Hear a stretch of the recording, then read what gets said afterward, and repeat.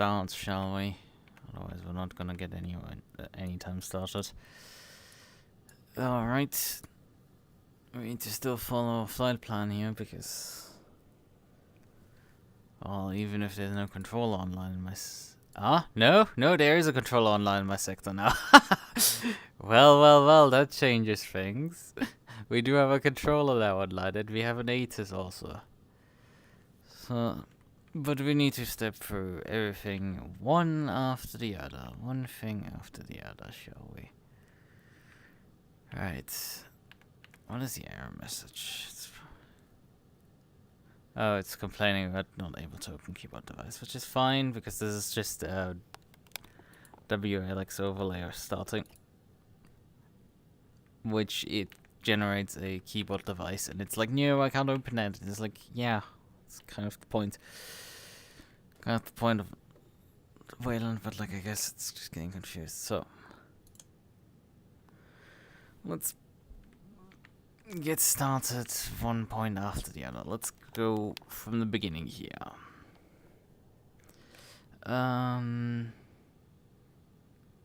Battery switch on, standby power. Battery switch on. Let's connect the external power as well while we're at it. Standby power auto. APU can stay off for now. So hydraulics are off. Nav lights. Is this switch on? Logo light on. Landing gear verified down. Verify key integration. Yep, down. Throttles. Idle. Reverse stowed. What should this? I keep getting the wrong. That's the auto throttle disconnect. Yep, that is the.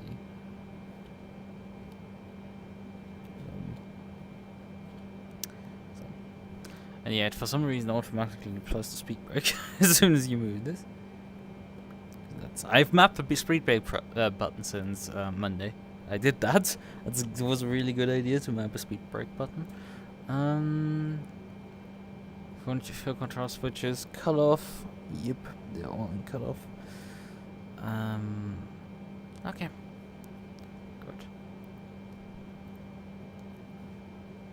Alright, air conditioning panel, upper and lower recircle on. Leaders. The packs here. So where's the air conditioning? Oh yeah, recirculation fans on. Yep, that's verified on. As required, 10 o'clock. Yep, that should be fine for us. Trim air. Question is, can we switch anything? Yeah, trim air on. These are the 2 ones. Packs 1, 2, 3 need to be switched on. Even though they probably don't do anything right now. Oh yeah, APU bleed on, which doesn't do anything because I don't have the APU running yet. But one of the most important things is these bad boys up here. Switch these to nav. Otherwise, nothing's gonna work in this aircraft. Like, nothing. They are required for anything in this aircraft to ever work. Well, most aircraft, frankly. This is how most aircraft work. You need those switches at least set. I don't know if it's the wrong button. The sun has come on briefly again. So, we're getting stuff loading. So, can start with the FMC setup. Can in the meantime also just set the. Well, actually, we don't have a transponder code because we have to request that one from the controller, right? Let's start with yeah. Let's get the as recommended here, ATIS, ATC, IFR clearance. Well, we need to file actually after that one. I always select the wrong drop down. Free file. VatSim, free file. Come on. So. We want to, feel on their ends, that's fine. Off block time, we want to alter that because I don't think we're gonna get earlier than this off the block. Routing is fine. We don't need to have anything in the remarks section, and yes, the operator is UPS in this case. Firefly Pi.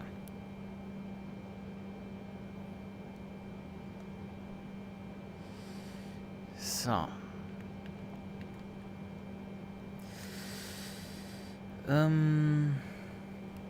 Now let's get ourselves some. Let's actually switch this display over here over to.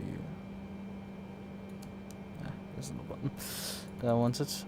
So 121.500 and swap. So puts it on the guard on our second radio. On first radio, then we need to enter.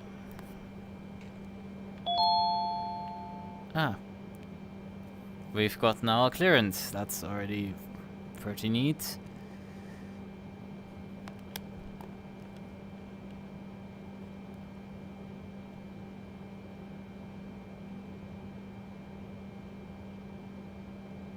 The frequency 128.225, which is the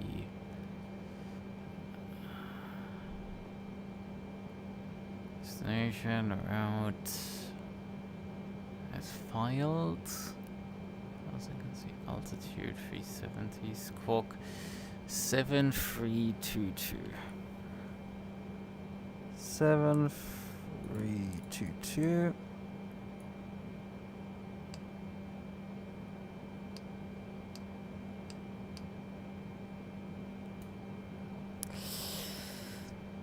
Switch that on. Plan runway 23 left. Yep, that is what I wanted. ATC may change runway. Yep. 10 minutes after departure. Oh, look, we can just write some notes down for IFR clearance. Yep. The squawk we've already entered in our aircraft. We have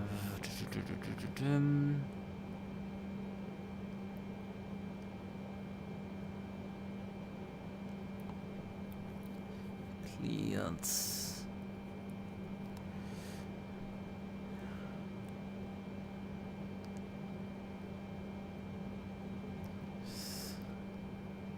Seven departure.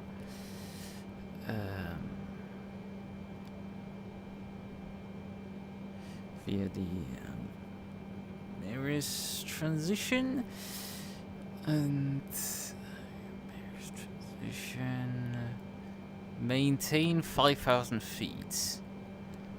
Okay, this is important. This is a slight change compared to usually what you would usually get. So we need the kind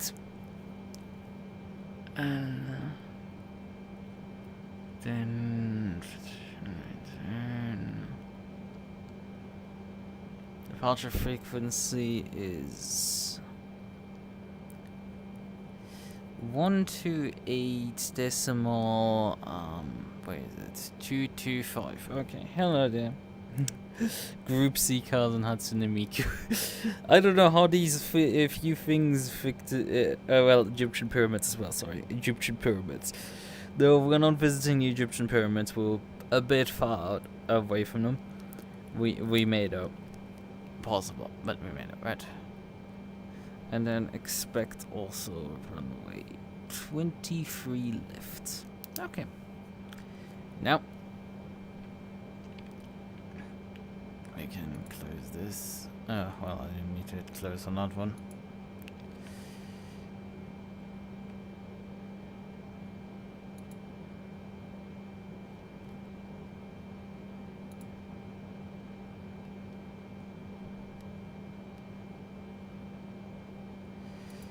So, then I needed... where's my next step here? Oh yeah, right, we wanted to grab the ATIS. We got interrupted while grabbing the ATIS here. And then we don't have an ATIS anymore. There was the... Oh, there's a tower control now online. Ah, there's a tower controller for me online. Okay. But anyway, we still want to grab the ATIS, which is 1342250. This is 3425.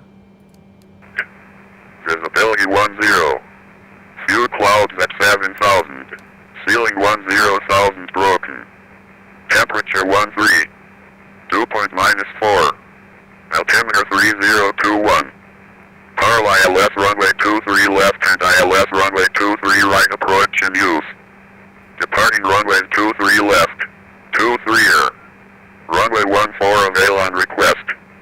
Cross runway operations may be in effect. Notices to air missions highways. Advise on initial contact. You have information Tango. Indianapolis International Airport ATIS information Tango 2254 Zulu. Web 290 at 9er gusts 18. Visibility 10. Few clouds at 7,000. Ceiling 10,000 broken. Temperature 13. Dew point -4. Altimeter 3021. Power ILS runway 23 left and ILS runway 23 right approach in use. Departing runway 23 left. 23er. Runway 14 avail on request. Cross runway operations may be in effect. Notices to air missions highways. So, advise on initial contact. You have information Tango. So we can now... Indianapolis International Airport ATIS information Tango 2254 Zulu. Web 290 at 9er gusts 18. Visibility 10. Few... So, this now puts us on the tower controller frequency. So, we can now begin continue with our energy. We don't need a... we have our IFR clearance. We've gotten that one before via message. So we just need to set up some stuff here. So, position in it. GPS pause, insert. And we should be getting soon some... Turn our map here. Yep.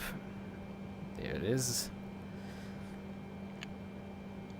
That's route page. This is filled in already for us. Flight number. Can we use letters on this one?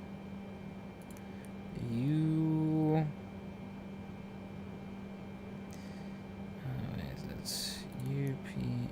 UPS 229. Yes, that filled in. Alternates. Alternate needs to be filled in. We need to grab that out of our flight plan. We have the alternate of...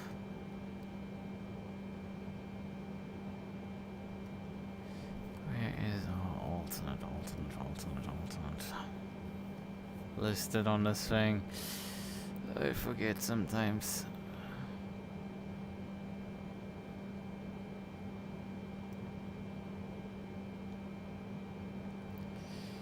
Dispatch information.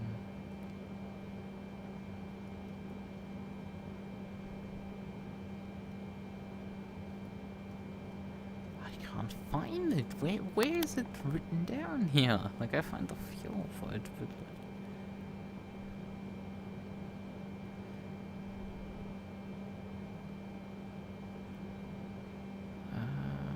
because usually you have also the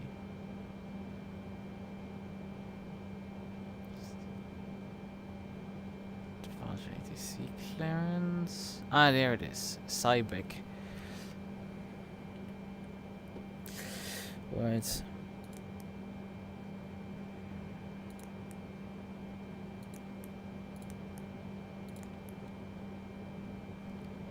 Oh, I'm stupid. Man, just... No, you don't spell the E.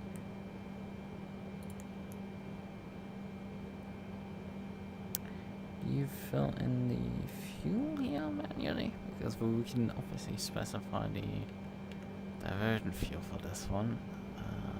Alternate 5 tons. 5.1 to be more precise. 0.1.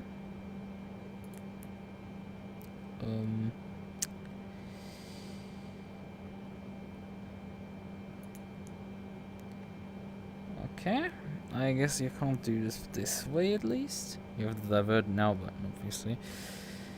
Alternate speed, winds, this stuff here. Guess we're not doing that yet.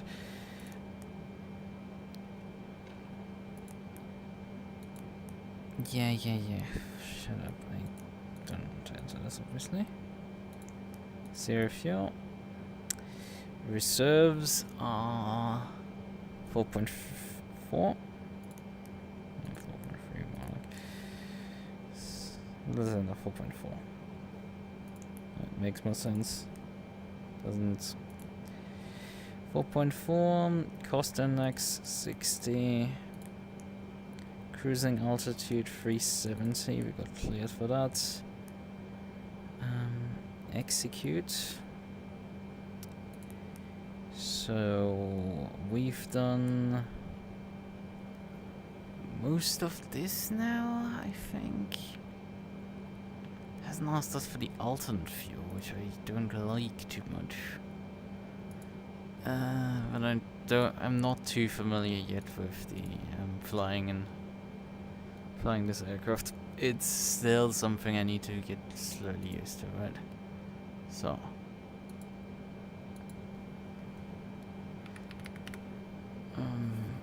Come on. Indianapolis. Open.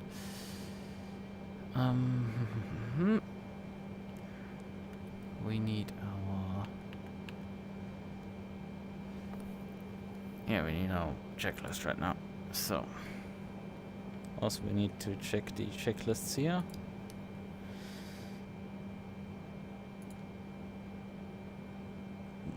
Before start, so this is a bit before we need to get to that one.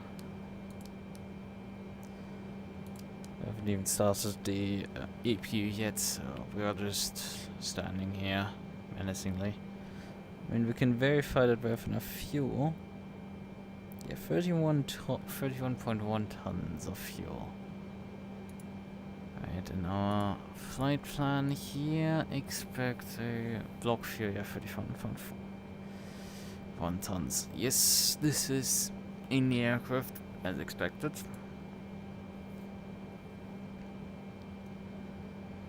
Okay. That is fine.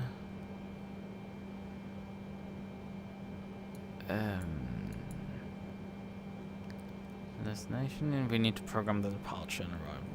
Right. Departure. Maris 27, runway 27, VM is transition.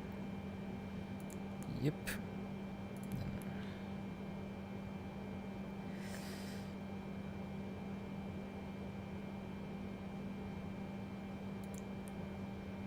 Okay, this is takeoff again, performance and arrival.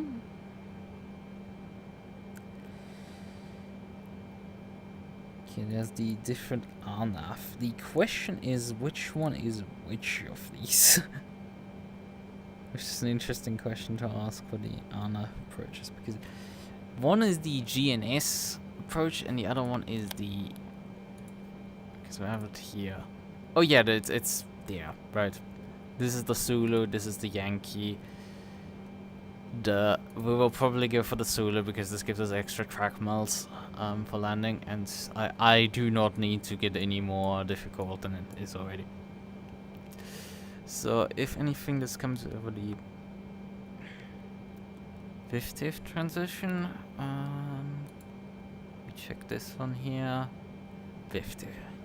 50 for the RNAV Zulu 424. Transition 50. But we need a transition here as well for our thing here. Right, PESAC, where we are plotted in from. Let's just check this flight plan here. PESAC. We come from Agluk into Novit. Yep, transition Agluk. So, exec. Let's double check this here. Yep, this goes here, here, here. So that's good. And let's check legs.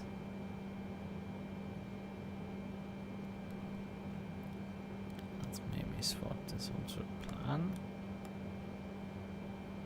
And increase the range so we can check how this entire thing wants to work. Passes over Meares into Bratzen as an. Why are you twice in the road? Something is definitely not right here.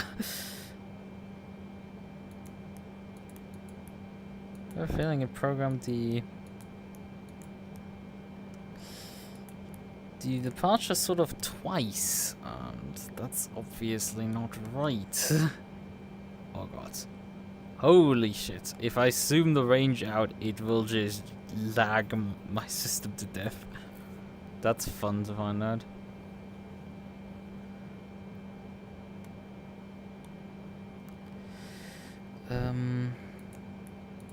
Yeah, maybe because I pre-programmed some of this route. Yeah, after CRL it continues normal, so I guess we just delete these two briefly here. Delete Mezen, and then delete the discontinuity. Nope, that's not quite what I want. That's not quite where we deleted one too many Mezens. Erase. So.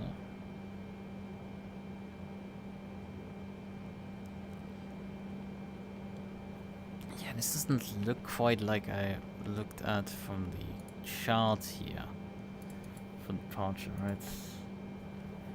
Mirror 7 departure. Oh yeah, right, we were standing this way here. So it will point us through, yeah, Maris here, it ignores Burkyard, which technically we have to fly past, but I guess not. And then through Bratin into MZZ. Right. So, but for some reason Bratin and MZZ comes up twice. Okay, fine. Let's delete one of the Bratins. This causes here discontinuity. It's fine, we'll just delete the discontinuity. And now this should fit back together. So. Well, that should be fine.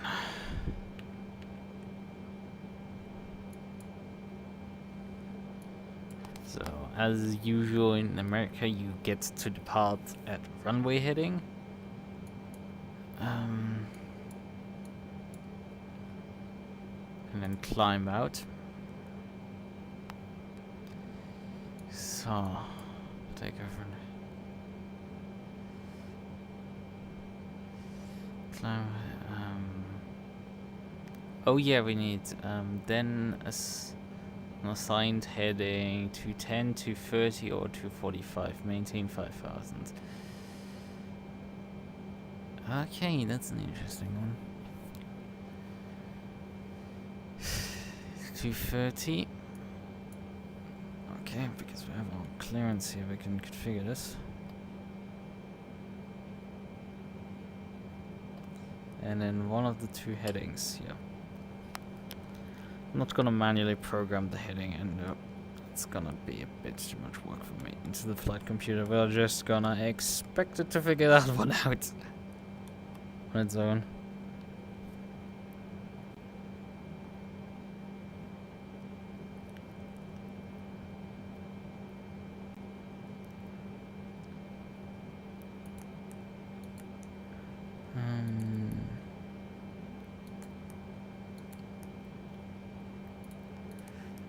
Departure route. Okay, let's get back to the checklist because we got off track again. Legs, verify endpoint, delete exec, perf init. We've done this. We've entered reserves. Altitude, cost index. We've done that. Yep.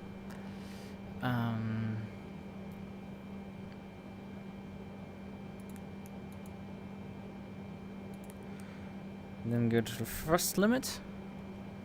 And this is where we're gonna whip up this thing here. Performance calculation. Populate weather. Our current takeoff weights. Yeah, that should be alright.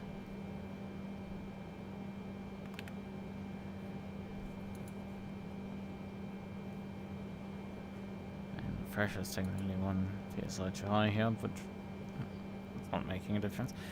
So, this is roughly, it recommends us D-rate 1 with temperature 43. D-rate 1 here, select, temperature 43. Enter, and then I mean, it doesn't give me an arm for the climb rate, but we're gonna just keep this the same. So takeoff performance, flaps, it recommends 10, so relatively high speed takeoff. Center of gravity, autofill. Oh. Didn't I fix this before we loaded in? You piece of shit. Yeah, I moved this stupid bug here to get it back into line. Did you forget it? I guess you forgot it. Okay, good. Now, clear again. Now populate it again. So, this here done. Page down. Temperature 13. Wind. What I have noted down. 290 at 9 knots. Although it is gusting also, so I don't know how I need to factor that one in. 9 knots. 4 knots net headwind, 8 knots crosswind. Transitions here. Correct.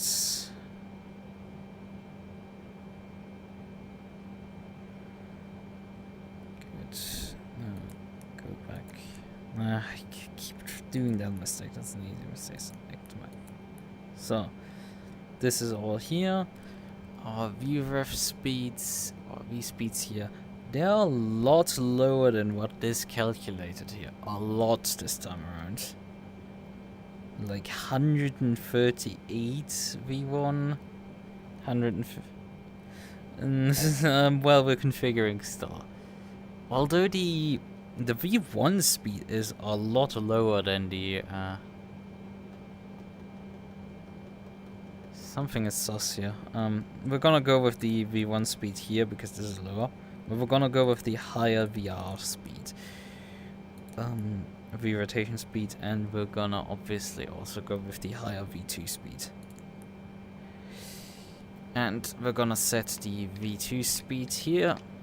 V2 plus 10 here in the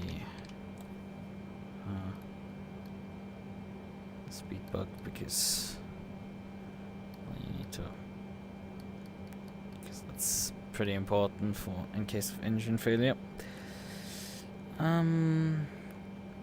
Thrust limit configured. VNAV. Enter verify transition altitude on the VNAV page. Transition altitude, speed restrictions. Yeah, let's do 50 under 10,000. That's fine. That's correct. So we can start setting up the aircraft.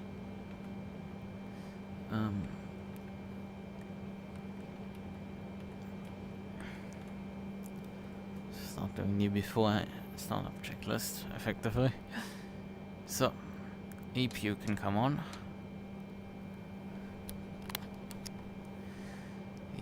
Let's switch some lights on here. Although dim light doesn't do much in this aircraft. Oh yeah, right, we haven't even set the altimeter. Stupid mistakes here. I mean, you can see, like, the terrain is above us. I mean, I'm still kind of in the terrain, because they gave us 321. Huh. Yeah, still, we're kind of in the terrain more than above it. So, the... Turn the glare shield lighting a bit more up. Gonna need that all.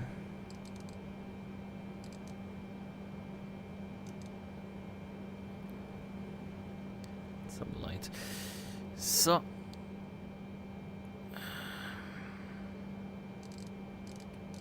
that's the overhead brightness. That should be fine now. Yeah, if you avail, switch over and yeah, APU bleed is on. So that's important. Standby power, utility left, right, on, APU on, external power off, bus tie all on auto, generator control all on. Yep, but they show off because the engines aren't running. Hydraulic selectors all off. Internal lighting as required. We've already done a bunch of that stuff. Emergency light. This is up here. Emergency lights. Into the armed position. Close. Landing. Yeah, no, that's the wrong list. Internal lights. Fuel panel. Set. Crossfeed on. But the fuel pump switches are all off still. Although some have obviously turned themselves on because we have to fire the APU up. Window heat on. Engine wing anti-ice to auto. Just flicking these switches down and over. Yaw damp, I don't even know where that one is. The air conditioning panel is set, which is this one here, which we have done earlier. Lighting panel as required. I think we can just start switching some of these switches on.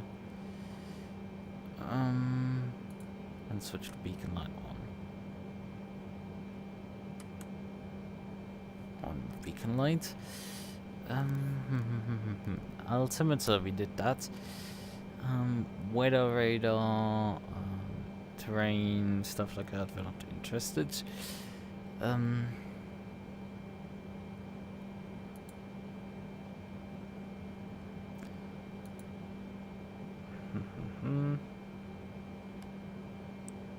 So, auto throttle needs to be armed. Flight directors on. Fire disengage bar up. Verify FMA. Oh wait, we forgot two switches here. That's why I verify the FMA. We need the LNAV and VNAV, and then they show up here. I mean, it's hard to read, but like you can roughly guess it there. Pre-select speed V2. Have we done that? Cruise altitude. Oh yeah, we haven't actually configured this correctly. We need to set this to 5,000 because that was our clearance given. We're cleared to 5,000 initially. And heading select, runway heading, already done. One of the things I will do is actually switch heading select on.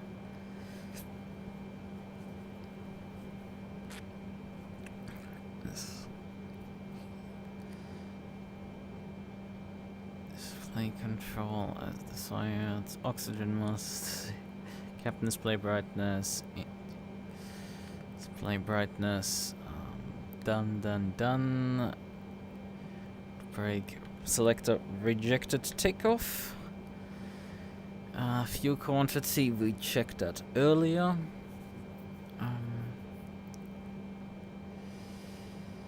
So speed brake lever is retracted. Thrust levers are still in idle.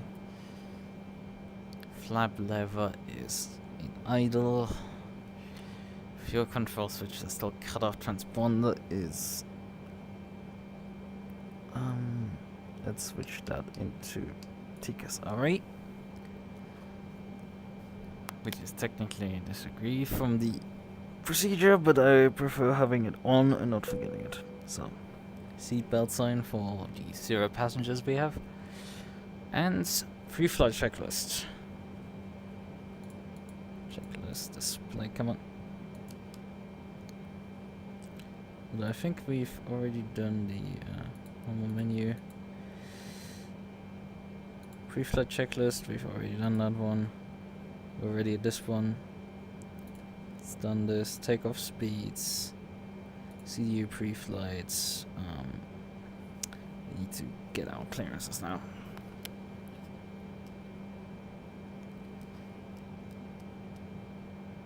Trim set. Now let's verify that our controller is still online, hasn't gone offline while we're taking our time to get the aircraft started up. 120.9, yep.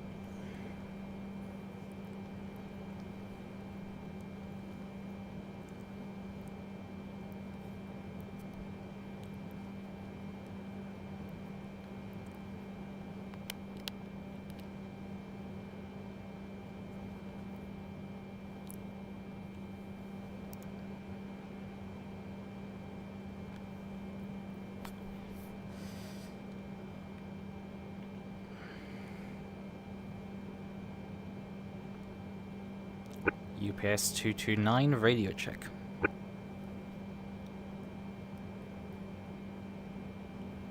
UPS 229, Indy Tower, loud and clear.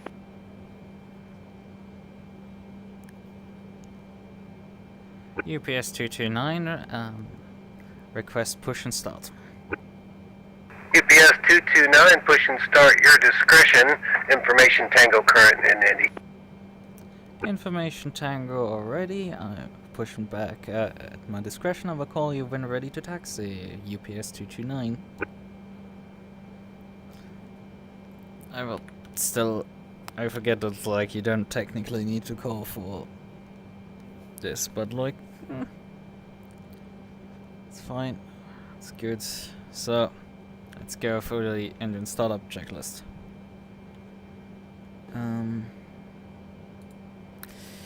Done this. Engine anti-ice. Well, that's the before taxi checklist. We need to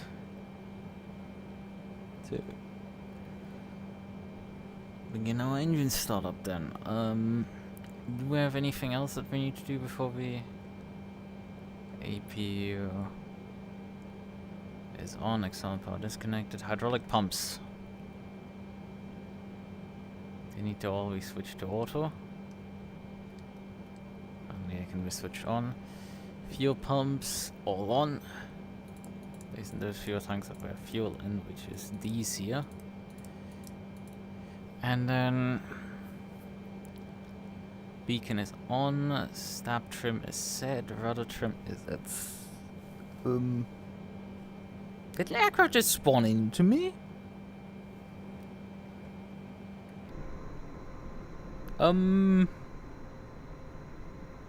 Yeah, that FedEx plane is contesting with me, you know.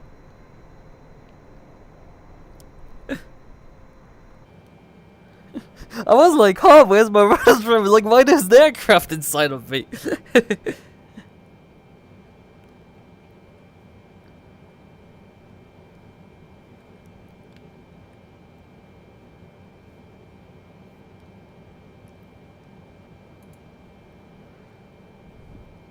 We're merging a Boeing now.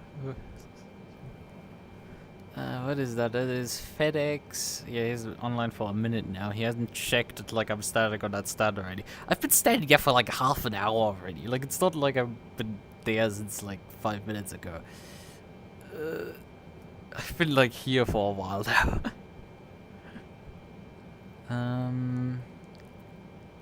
Well, would you kindly slew yourself out of me because I'm standing here already? It's kind of uncomfortable. Is he on frequency? That's the biggest question. Probably not. He probably hasn't noticed it because it's taking half an hour for him to load the airplanes. And anyway, we will just continue with, you know, usual things like having an aircraft stuck inside of me. This is fine.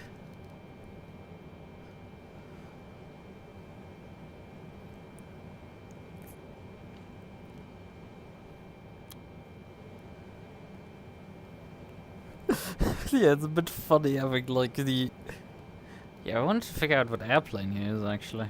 Although this map probably doesn't show it. Oh no, it's a 7 and I'm in the 747. A fun combination here.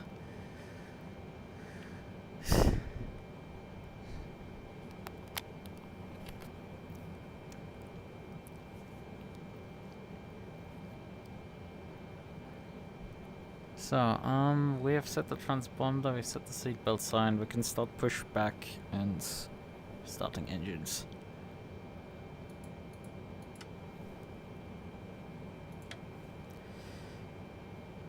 Get the secondary engine display up.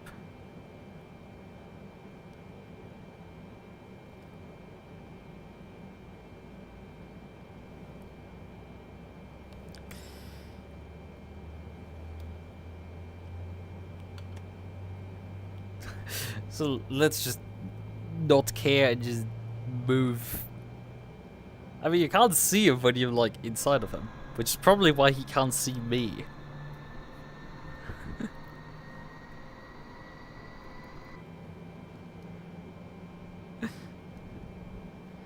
Alright, we're gonna start one engine after the other here. Although you occasionally see a piece of him.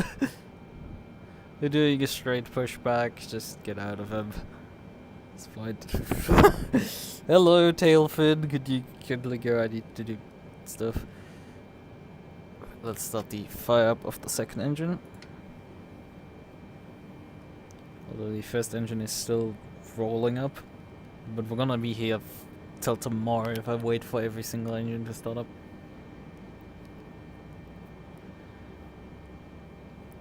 Oh yeah, we need taxi lights on.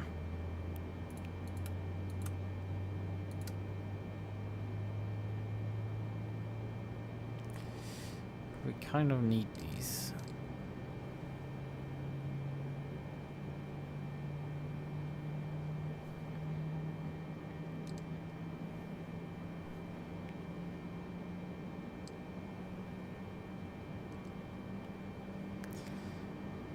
So we can stop now because I think we're pushing at this rate out of the area.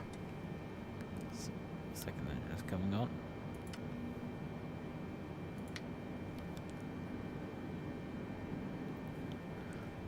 Let's just roll the aircraft on the two running engines forward a bit. Oh, I forgot to disconnect the check duct. Maybe a good idea. Yeah.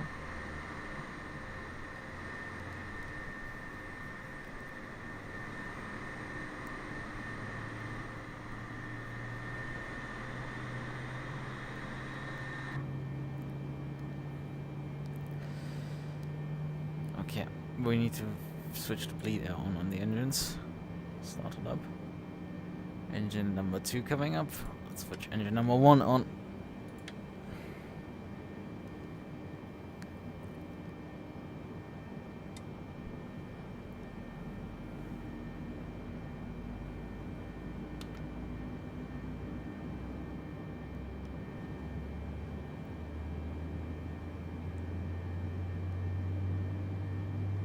Slowly rolling right now. I'm trying to get some turning here so we can get ready for departure. So we can get turned out here of this parking lot. I want to just position myself after him, because that makes it a dead call for taxi. So, engine number 2 is up and running. Waiting for engine number 3 to come up, then we switch the APU off. Already before taxi checklist has a few more things I think on it. Yep, engine is available. I can now switch the APU off.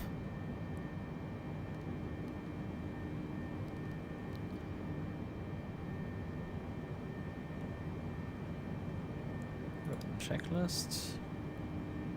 APU off. Ground equipment clear. Recall needs to be done. Yep, nothing. Flight control check.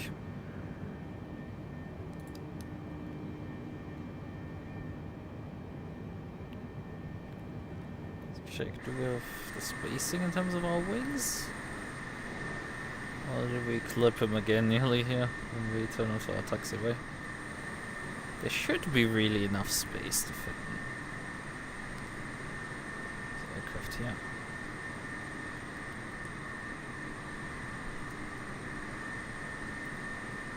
So let's park our aircraft here. Like this. Wait, wrong button. This button here. So, do flight control check. Down, up, left aileron, right aileron, neutral, left rudder, right rudder. I'm about to say we didn't get full travel there. Anyway, that's done. Checklist. Flight control checks complete. For takeoff checklist now is the next, but we need to first taxi.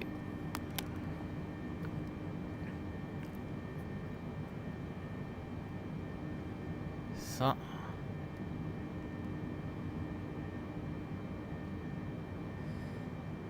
Voila, we don't have too many things now.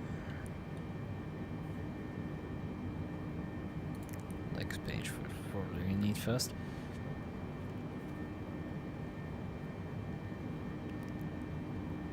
UPS 229 request taxi.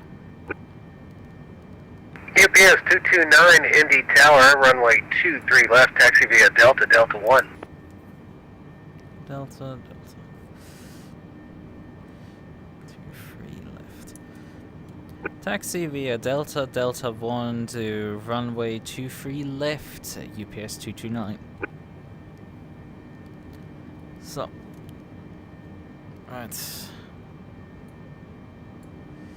So we need to enter Delta, which we probably best can do here, and then backtrack to Delta 1.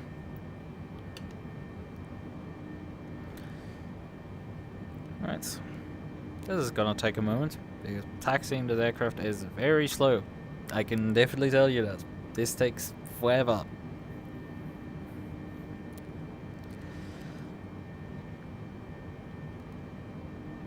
Kind of quite literally forever.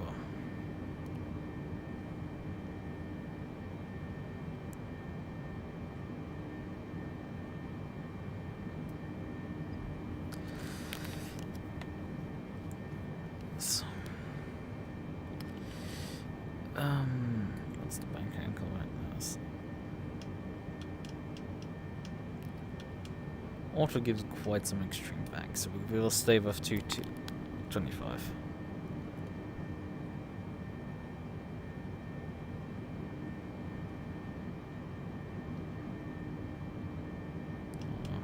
I can set it to automatic.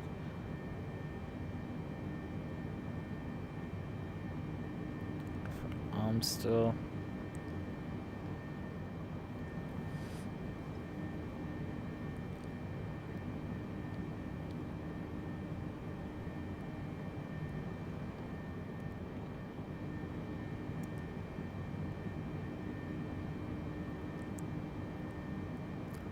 you need to turn very late here so the aircraft stays roughly in the center line, yeah.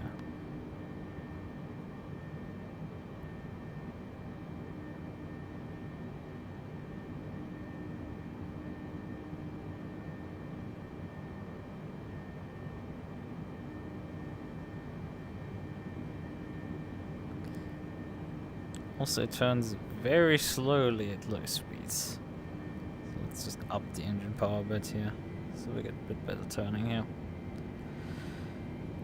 Because a ground speed of 1 in the middle of turns is, even that's a bit much for me. We're not turning that sharply.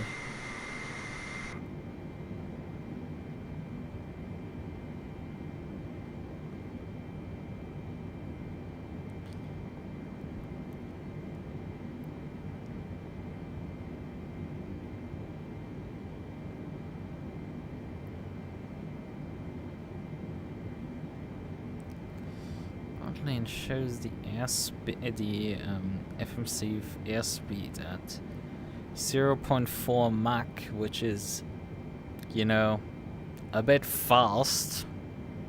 Usually this would be defined in knots, so that's a bit strange to say the least.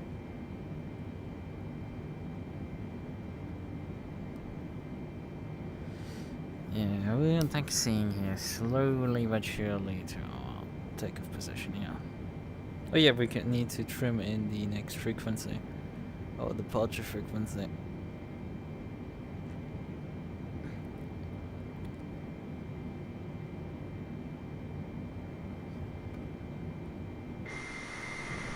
No, we're shortcutting here quite badly.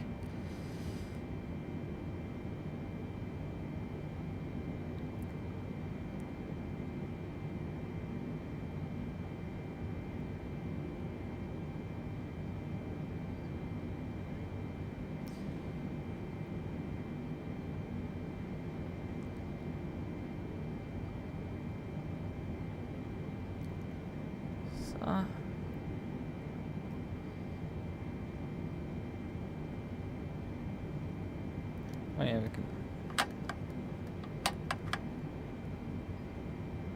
Position 10 is what we want to take off with.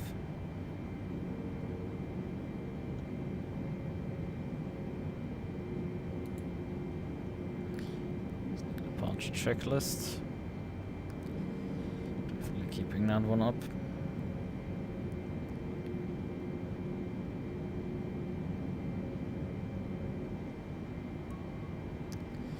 Yes, I have an active internet connection, thank you.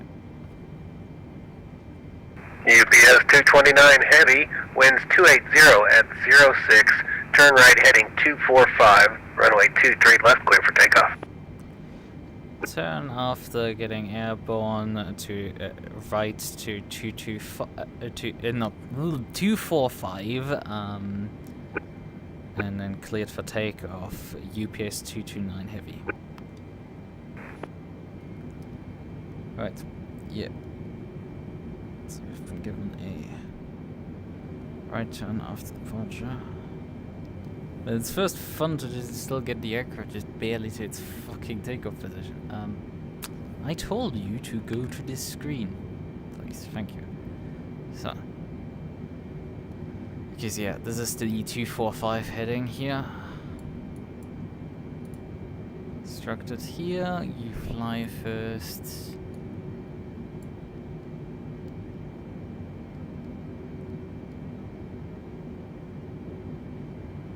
Fine.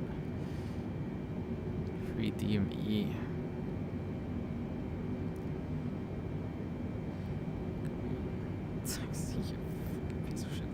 I'm running engines at 40, which is just stabilized before the departure setting, while taxiing, because it's so slow.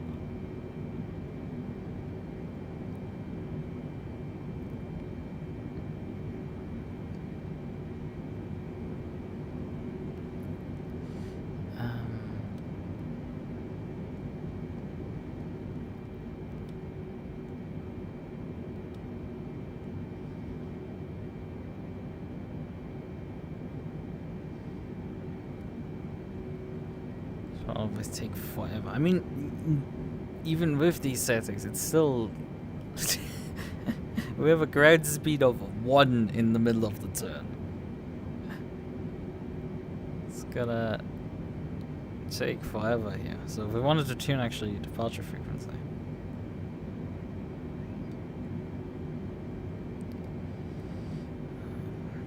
Turn too early.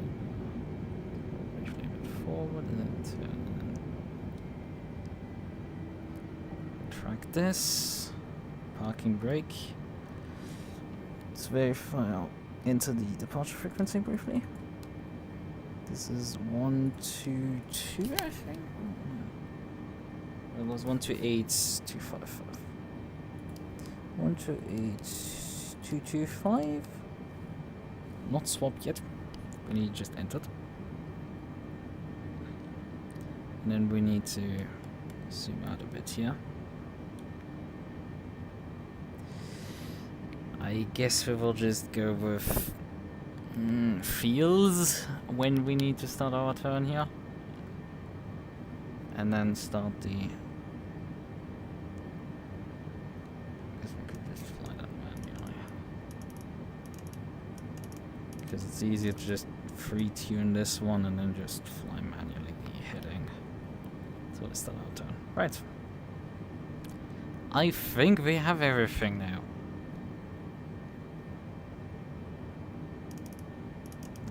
And then follow the flight directors more easily. So, just need to remember doing that. So, I think we have everything. Hold on toe brakes. Stabilize the engines. I think we have everything now.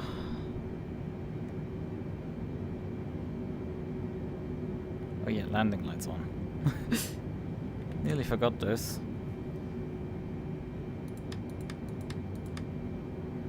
Landing lights on.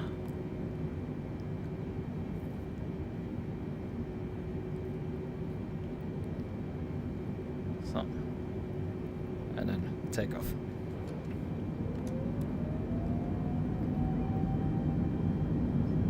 Throttle ref set.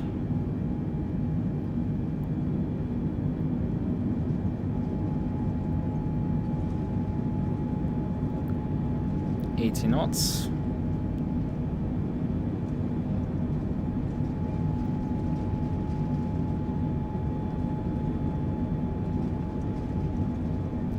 V1. Rotate. Bit late rotation here for me.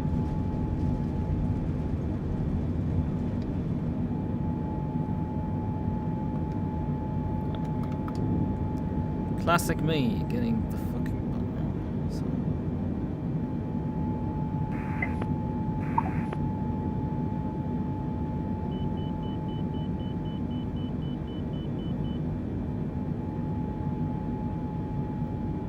UPS 229 Heavy, contact Indy Center 128.22. Have a good one.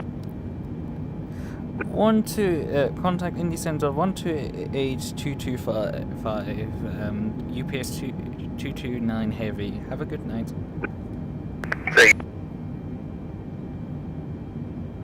There's my button,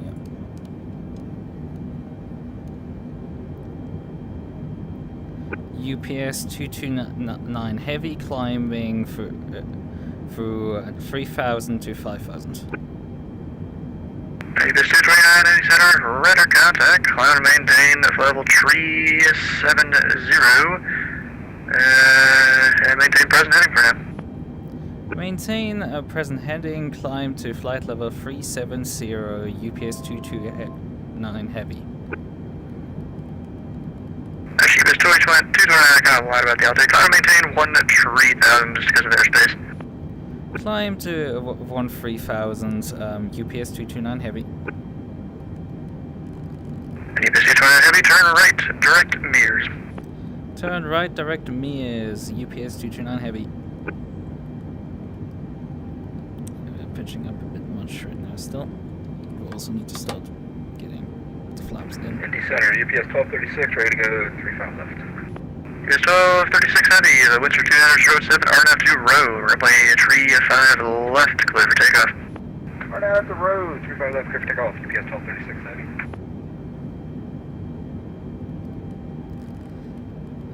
He climbed me to 1,300 feet. For now. We need to push a bit down because we'll... So... Disable heading select.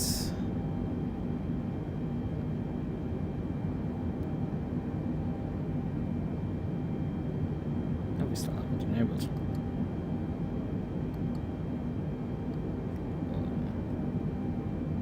Okay.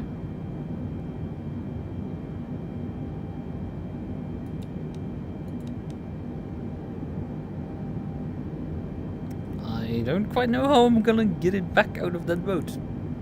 But fine. Okay, that gets it back out of that boat. Never mind, I suppose. Let's pitch back the aircraft back down. Pop another stage of flap out. The aircraft starts rolling speed up.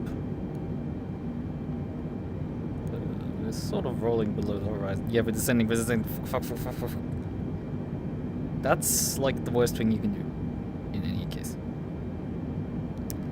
Because you're not supposed to... UPS 229 Heavy, Chicago Center is closed. Further climb is your discretion. Radio service terminated for you change grid. Chicago control offline, switching to Unicom, continue my climb at my own discretion. UPS 229 Heavy, have a good night.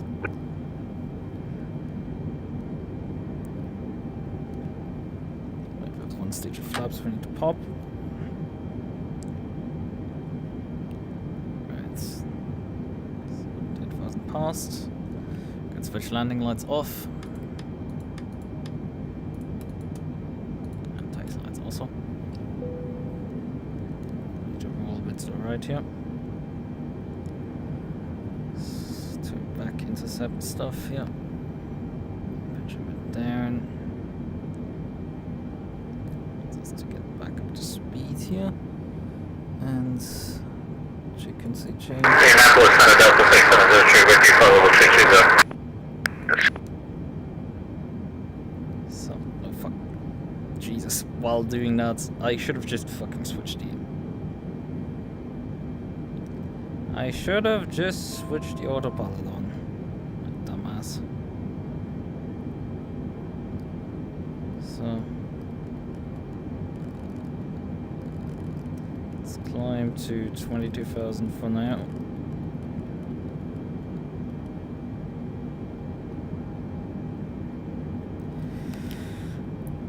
So...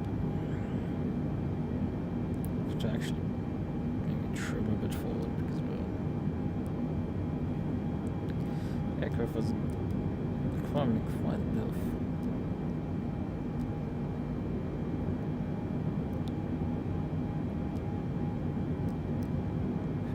too aggressive in the trim. Jesus Christ, my aircraft is climbing right now like a rocket. Climbing at like nearly 5,000 feet per minute. Yeah, let's get the autopilot. Get autopilot on this.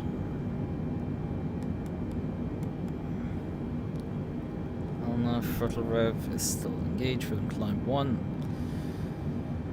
Okay. Anything else remaining that we need to switch or something during our departure here? I think we have everything. Well, we need to do standard switch once we pass 18,000, but we're doing fine on that front.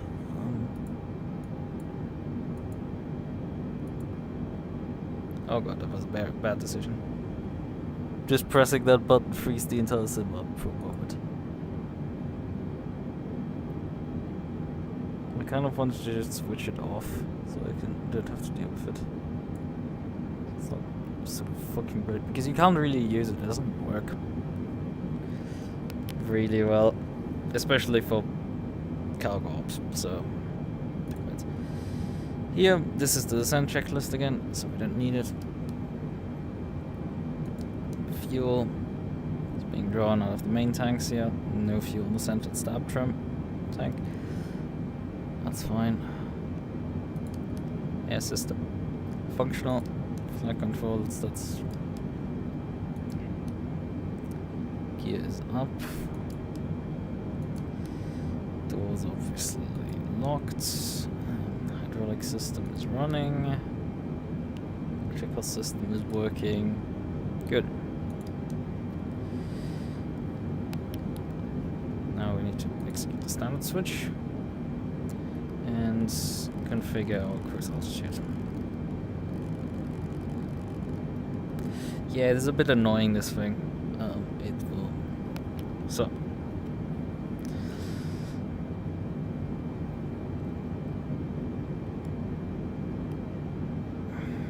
Yeah, you can see here, top of climb is marked. After passing MZZ. So. Now let's prepare ourselves already for of cruise now.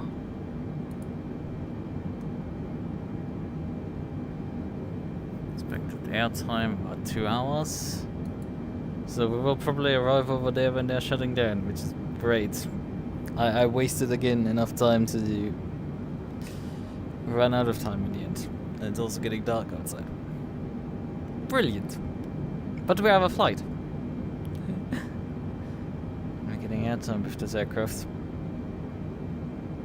But for sure I need to consider a smaller freighter than this.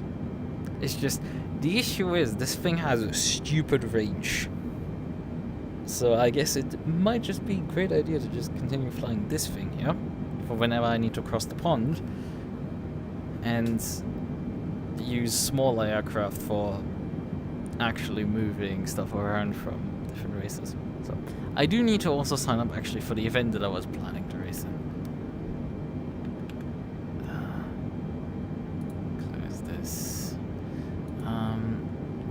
Because the plan is for me to race in an event on we can filter for it, we'll probably find it.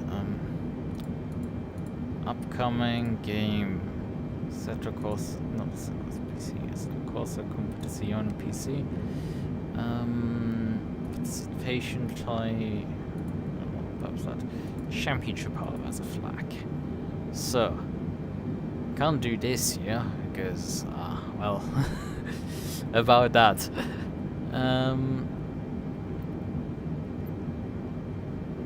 Isn't this here existing?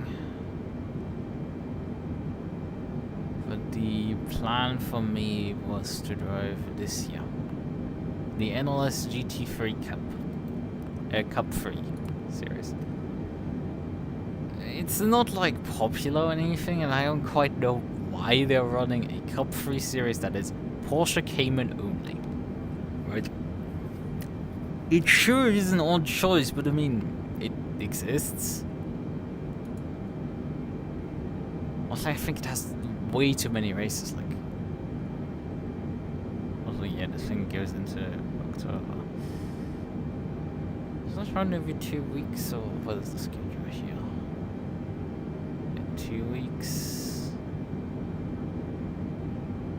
I think that isn't 2 weeks, yeah. I need a calendar, but I don't want to open my I don't want to open. Well, I can use my phone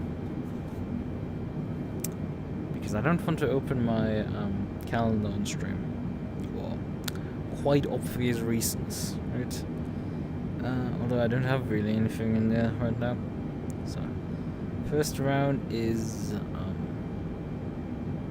on the 28th, which is technically tomorrow already, because we're after midnight. There is then the next round 2 weeks later on the 11th. But then there is a 3-week break till May 2nd. So that's fun. Really odd schedule, like May 16 then, which is a 2 week. May 30th, which is another 2 week. August 1st, which is, well, that's like a shit ton of time, because it goes for May here. And the thing is, I don't have any racing in April at all. There's no series running in April for me. Once May comes around, the GTCS starts back up, so... June? Nothing. July, nothing. And then August. There's a 2-month break in the middle of this. Sure. Then September 5th, which is another month break in here. Then September 19th, 2 weeks. And then we have... yeah, do we have traffic actually? Let's put it in this right now. I'm not too sure actually. Come to think of it, let's check actually on ourselves. We're not running into traffic, but it is noticing. Yeah, we're here. UPS 229.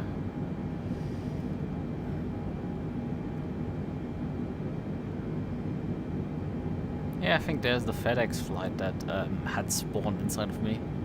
We had a far faster turnaround. Because yeah, it took an hour just to get out of here.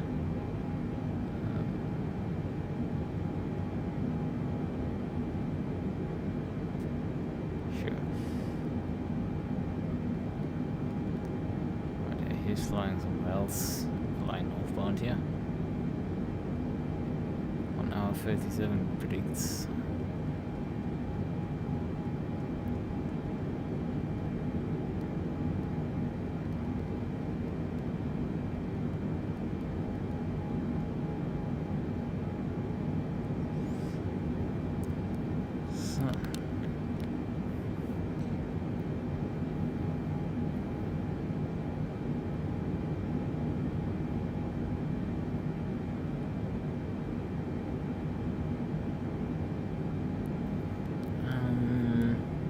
Yeah, we were busy here on going through the calendar. Right. October 3rd. Yep, that's another 2 weeks. Here we are. And then October 10th, another 2 weeks. So this is just a really weird schedule, but yeah, I guess it exists. There's such a leak here. They don't have. It's kind of like, yeah, I want to drive this because it's kind of like cool going on to Nordschleife, but also like, oh yeah, this is these guys who decided like to do a Bathurst 12-hour, but like it's actually a 6-hour with 2 times time acceleration. And oh yeah, they are also the guys that did the fucking V12s at Barcelona. Okay, I have an idea why they're doing something like this, because nothing with these guys makes ever sense. Also, they do have a GT Europe World Europe Championship. Yeah, the world is Europe. Okay, here. Let me just check the calendar. Do we have something funny that isn't in Europe anymore? Monza, Misano, Nürburgring. No, the tracks at least are in Europe. I've seen funny endurance championships that decided to place one of their tracks not in Europe. So go figure. 0 people in the pro category, but that's because semi-pro is the a requirement to get into the pro category. And unfortunately, I don't even fulfill that, so I have to actually sign up into app. Yeah, because I'm not semi-pro. I was at some point, but like, I took those 2 hits in the GTCS championship, and boy howdy, never recovered from those. Those were just devastating to my any hope in hell for me to have actually good results. Alright.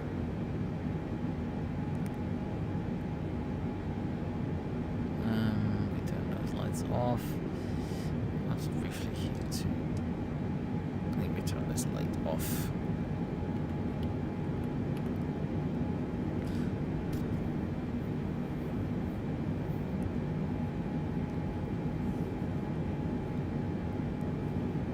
I don't know what this bar stands for. It like passes by. Right?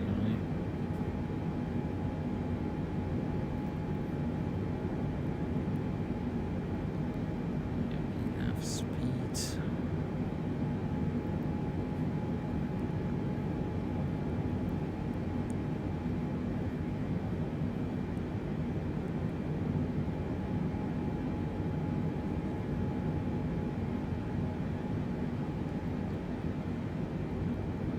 Ah.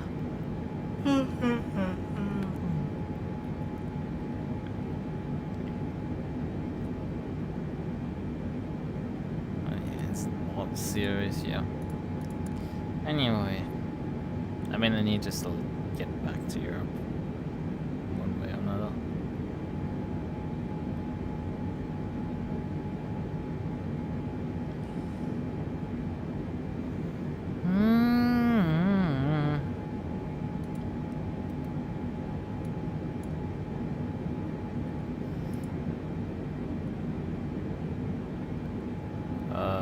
There was a new season here, I know that.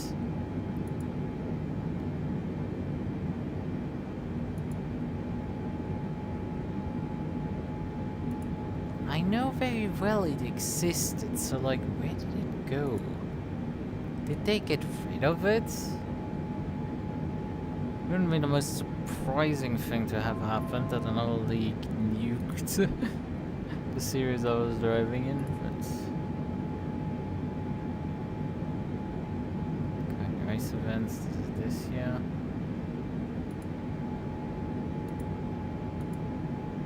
Here, there's season 4. I guess maybe you can only see this when you're given a link. Because it sure as hell isn't showing up here. So that's confusing. It says May 31st as the first round, so like, sure. Alright, we've reached our cruising altitude here. Select car. Porsche. Number 991.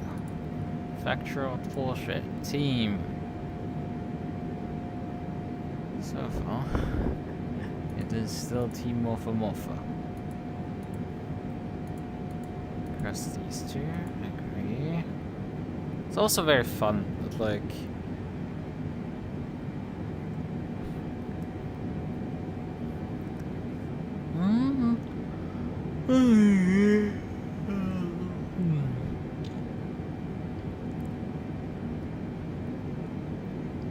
Register now. Registered for it, so we don't completely forget about it.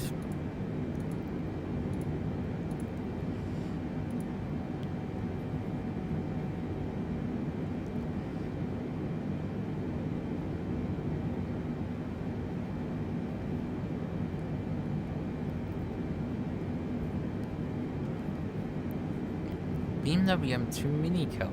Oh, that's cute. BMW M2 Cup. That's April 3rd. Next weekend.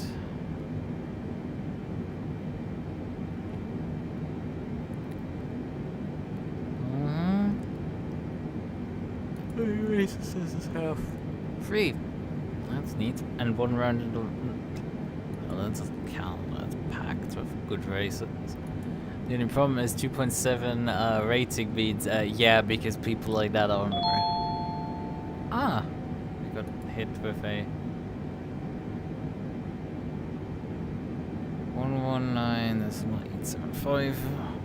I was not paying attention and I'm flying into someone's territory. My bad. Or 9... wait, that's typo.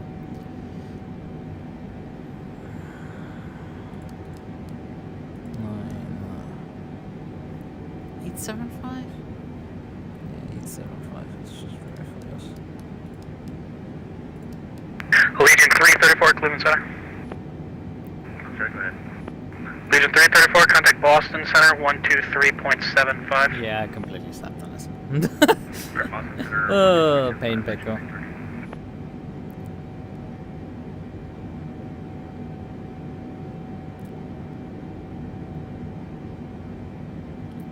UPS 229 Heavy, flight level 370, finally with you.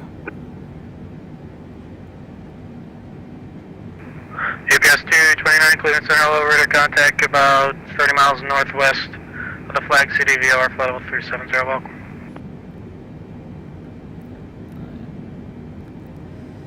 Yeah, I had slept that one. Brickyard 4482, descend and maintain 16,000. Port Columbus, altimeter 3023. Brickyard 4482, descend and maintain 16,000. Columbus, altimeter 3023.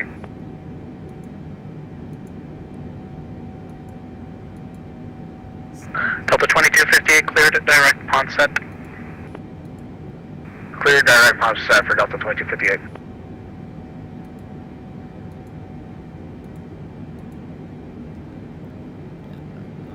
Shows, I think, traffic here on this map, which is a bit of a problem because I would like to have traffic.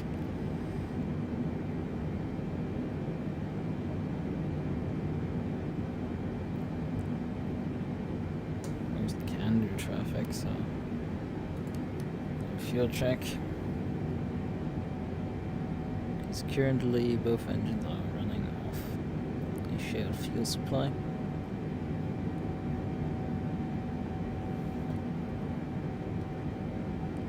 2 tons. And center, flexion 540, we're back. Flexion 540, roger, thank you. My current range here, 120 knots.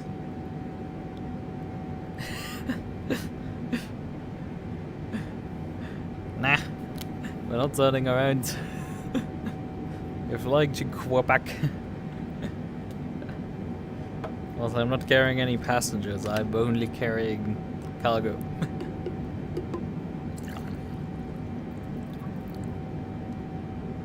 United 2300, New York's offline, radar service terminated, frequency change approved, good night.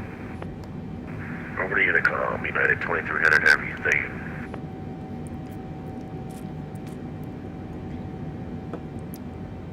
There's another one entering this sector here with me soon.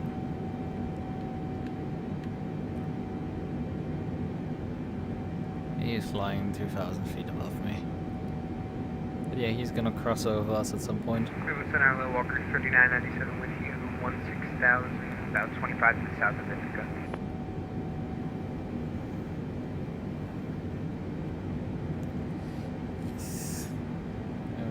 Walker 3997, Cleveland Center, radar contact position and altitude as reported, welcome.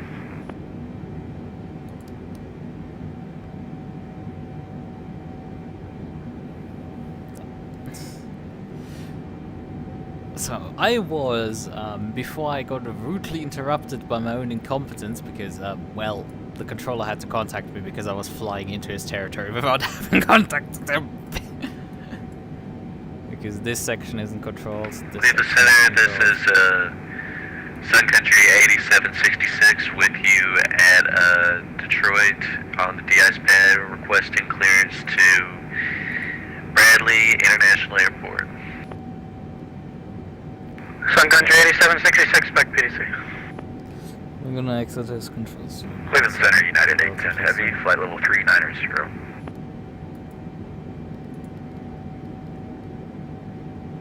United 810, Cleveland Center, radar contact about 20 miles southwest of the Jackson, DME, flight level 390, local.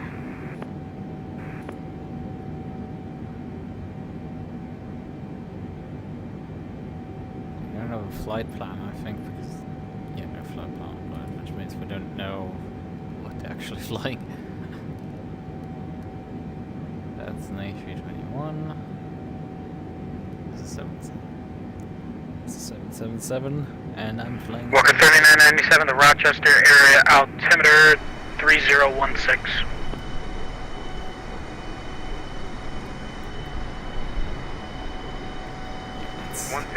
You don't see much because it's dark. Cleveland Center, American PQ2, when you have getting.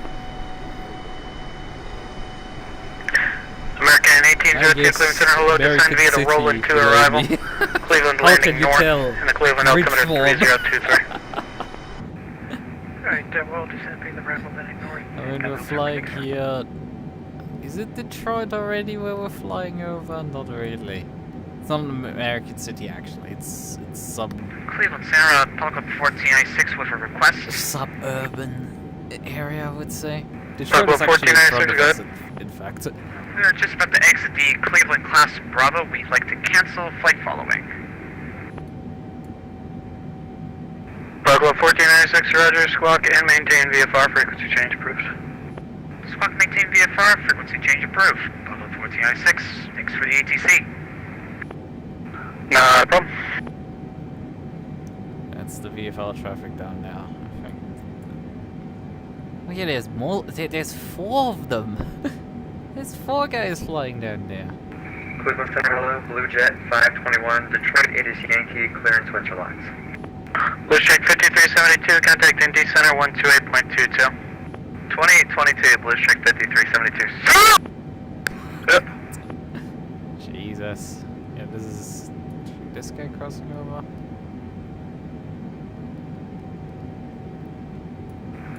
Center Pilot Club 506, be leading frequency to join the CTAF. Pilot Club 406, roger, squawk, maintain VFR, frequency change approved. Squawk, maintain VFR, Pilot Club 506. Regard 4482, contact Indy Center 128.22, so long. 12822. Ow, my ears! They hurt! Genuinely! Because I have it loud enough so I can hear stuff easily.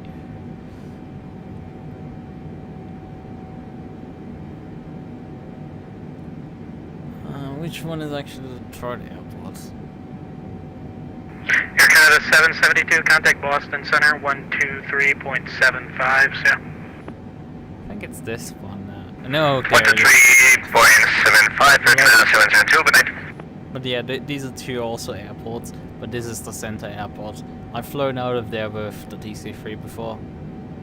The fun one.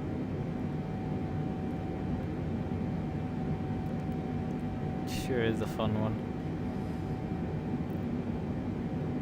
What else do we see here?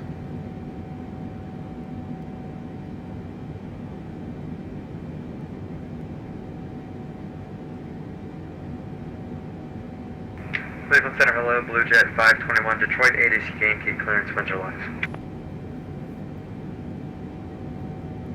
Blue Jet 521, Cleveland Center, respect PDC. Wait, this is Cleveland Center, FedEx 3709, heavy with you 350.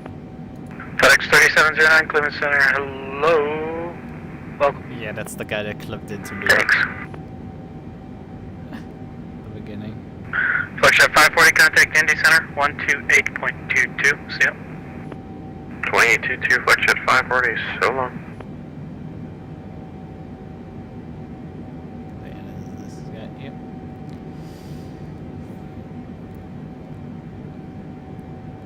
Yeah, going across behind us, yeah. It says ground speed 530. Well, only 500 knots ground speed. The wind we're getting, that's why he's faster, because he has we're getting a quite significant crosswind component. We're still getting some tailwind, but he's getting a bit more tailwind. Hurricane 1802, Cleveland Edis information, Oscar's current. You can expect the ILS runway 6 left approach from Grohl. Alright, 6 left from Grohl, copy QO2. Yes, yes, the American SIDS and rivals are very funny named. Very fun stuff.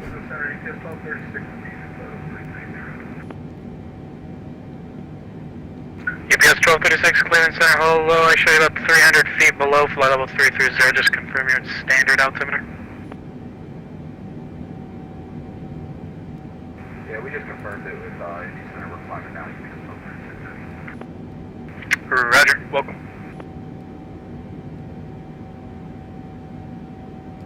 I don't know the UPS flight in this sector. I'm trying to find it right now. There's obviously the gaggle of VFR flights down here. There's a 737 Max flying here. This one. When it's arriving. The FedEx that entered the sector with us. Here's the UPS flight. There it is. And it's also 747. Yes! Cleveland Center. Except Sun he's flying Country to 8766, Dubai. ready for taxi. Like, this guy's just... Oh yeah, we're gonna Sun casually Country just fly 8766, from Cleveland Center, low information. Yankees current, runway 3 left, taxi via Mike. Cross runway Louisville. 27 right on Just Mike. casually across the world. As you can see the Information eyes. Yankee, 3 left, Mike, cross runway, what was that runway you said? And then Mike, Sun Country 8766. Cross runway 27 right on Mike. 11 hours 27 worth right, of Sun flights, Country yeah. 8766. Because yeah, the 747 can do that. It's silly, but like you could surely do stuff like that. You can surely get up to silly shenanigans like that.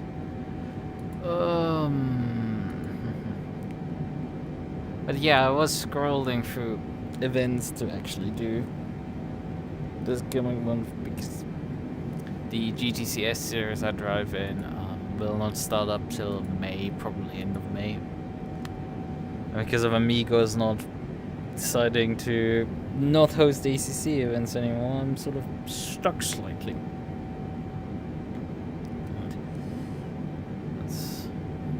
Cleveland Center, hello, Blue Jet Hopefully not 521, crash this thing by increasing the range here. Blue Jet 521, Cleveland Center, thank you for Yankee, runway 3 left, follow behind the Sun Country, Boeing 737, and cross runway 27 right on Mike. Beyond the Sun Country cross, was it 27 right on Mike for Blue Jet 521? Pevny is the next waypoint, and as far as I can tell here in this... So there's our descent. Yeah, direct Pevny, then Turkey, then Kanua. The thing is that these start to then come closer together. Cleveland Center, West Jet 800s at 32.5, going up to 330. Yeah, there's Pevny, just after Toronto. West Jet 800, Cleveland Center, roger, welcome. Yeah, and we're gonna soon exit his control zone and fly towards the next one. And yes, there's a fucking London here, because I had this before when flying specifically into Indy from up here, because we were flying in from Greenland down with the C700, and the citation when I crossed over here. Park Globe 5344, you're going to be outside the Bravo. You've been outside the Bravo for a minute. You can squawk and maintain VFR frequency change approved. Squawk and maintain VFR frequency change approved. Park Globe 5344, thanks for the ATC.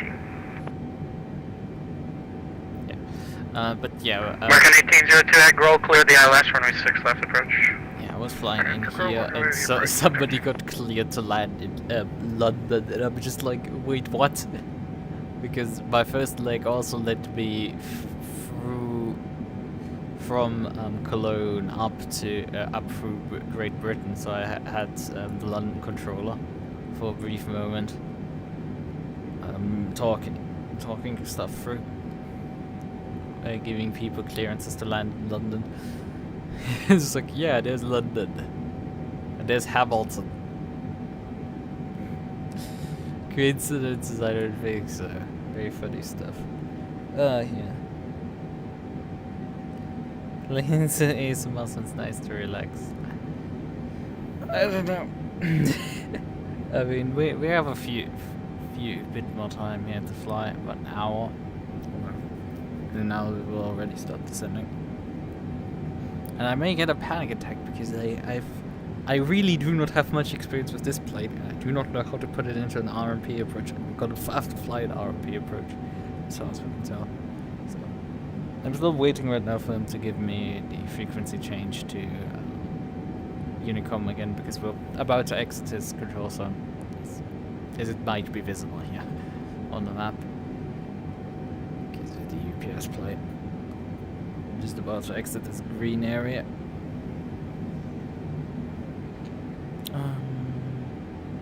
Yeah.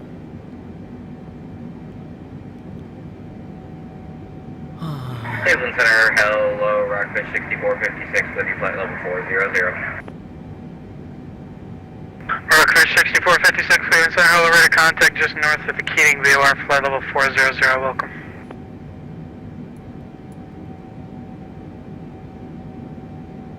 Cleveland Center, Sun Country 8766, just showed a runway 3 left, ready for takeoff. Sun Country 8766, the wind's 330 at 6, RNAV to wings, runway 3 left, clear for takeoff. RNAV to wings, clear for takeoff, runway 3 left, 8766. It's interesting how much he flies off the FedEx plane before turning southbound into... Where is he flying again? He's flying... Blue 521, runway 3 left, line up, I expect further holding for separation. North Liberty. Runway 3 left, no worries, Blue Jet 521. I hear we have some... A DC-6. APS 229, Indy, Toronto's offline, radar services terminated, frequency change approved, so long. Changing back to Unicom, QPS 229 Heavy. Have a good night. Yes, well, bye-bye. So... I think it might make sense to just set this to a different frequency box. So it isn't. So we're now back to Unicom. There's less chatter because this is just the Unicom frequency. So we may hear some of these guys that are here on the ground give information when they're like, "Hey, we're entering runways, we're exiting runways." But people occasionally also forget to do this when there's nobody around. So they might not say anything. But yeah, somebody's flying a DC-6. It's like that's based a lot hell. I fly quite a bit of DC-3. But yeah, DC-6 is a pressurized aircraft, so it can actually fly a bit higher because DC-3 like tops out at like 9,000 or 10,000 feet. We can fly obviously a modern jetliner here, flying here currently at 37,000. Can probably also go higher than that. Let's see, we have some fun stuff we can do here. First limits, we don't need that, I think right now.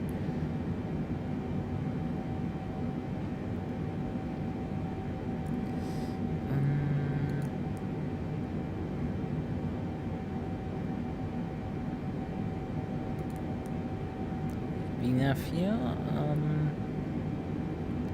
Is the cruise altitude it reckons?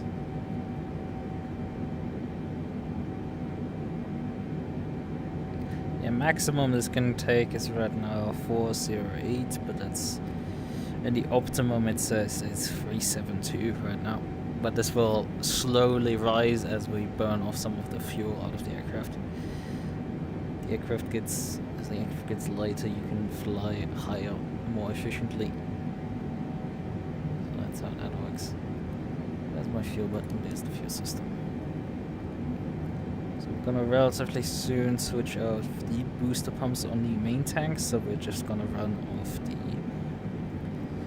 each engine of its individual tank. Currently in the current configuration, we're running them off the main tank here. This one. These two main tanks, and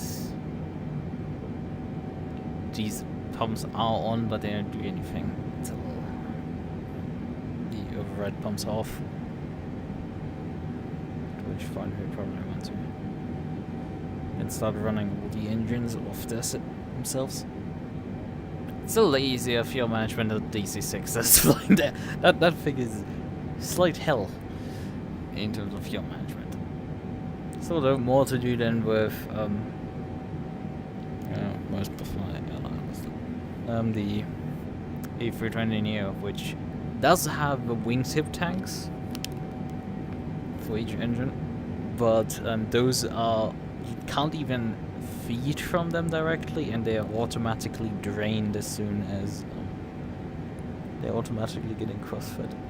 It's kind of cool, the switch panel here. I mean, up here is some. This is also fun. And it would be nice to have model tracking on Linux, so it's like visible of how much I'm slightly falling off the chair while I'm looking up here. It's a bit fun.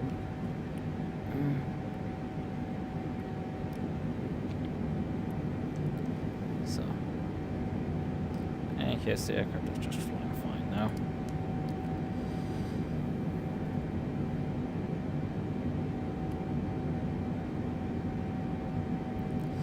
Yeah, and this is the entire track here. As you can see, you don't see anything really at the end. There's so much waypoint stuff.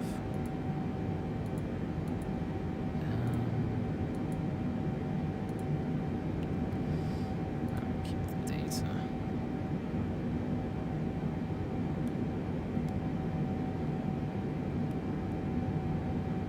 And the data shows us when it expects us to cross this waypoint. That's interesting. Doesn't show the restrictions on the waypoints.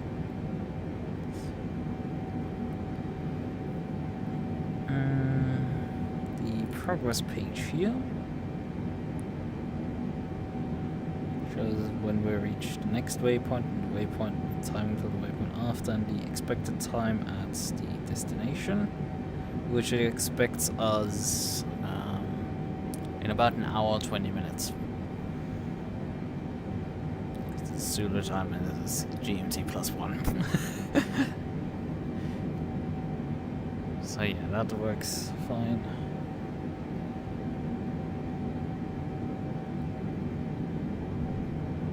What else do we have in terms of sightseeing in front of us? It's kind of unfortunate that I fly a lot at night. I should have dispatched earlier the flight, but on the other hand, we got some ATC out of Indianapolis, so that's something. If we had dispatched earlier, we would have not gotten them. Yeah. Yeah, we're looking at Toronto, I think, there. As far as I can judge. Oh, this might be not Toronto we're looking at. Might be a little bit out. Toronto.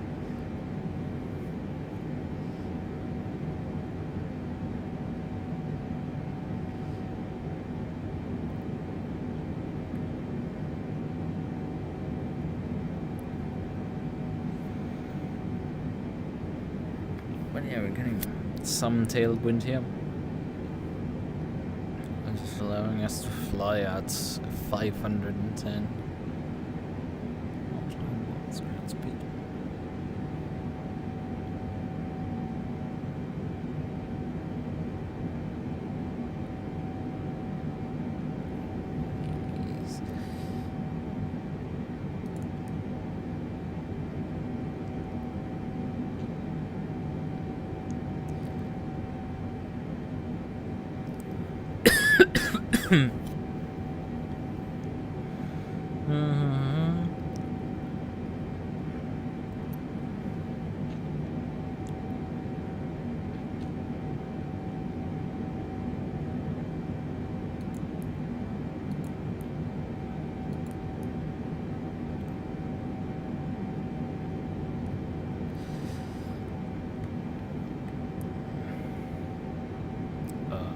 That was not what I wanted.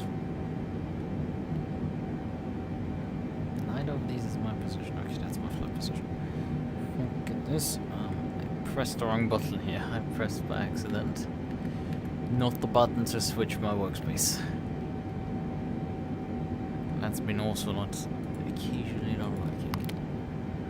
So. But yeah, I was scrolling championships that I can drive in. For some reason my throat has been dry today.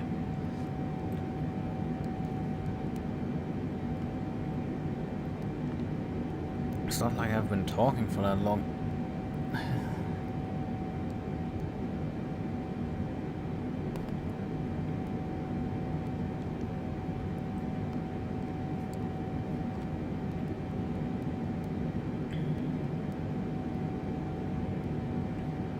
It's interesting. this is listed under the championship categories.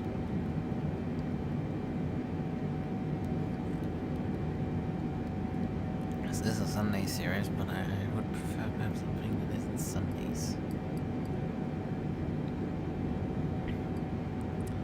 4 people signed up.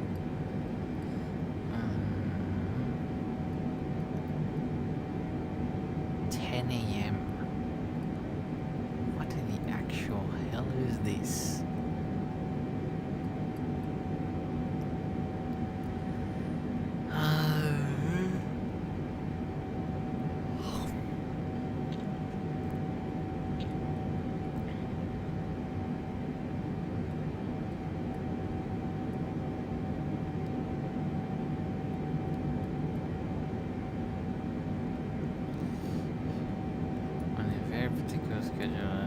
All of your... Okay, so this isn't... Because my first thought was this is an Australian series, because the time slot would fit for Aussies really well. But it isn't. This is not explicitly Australian. This is still European, so... Yeah, that's... odd.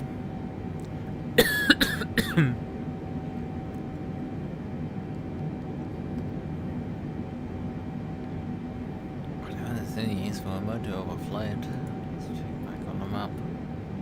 Yeah, I think it is Toronto. Doing Toronto bypass here. What the fuck? Shoot! There's a fucking airship! Sure!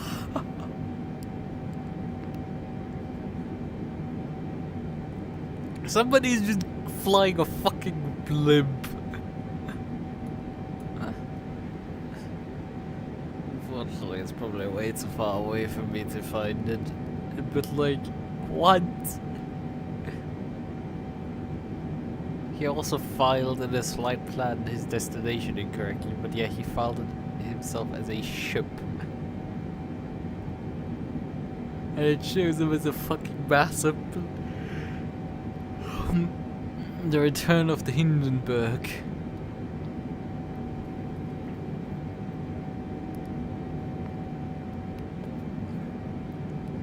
Yeah, he's flying with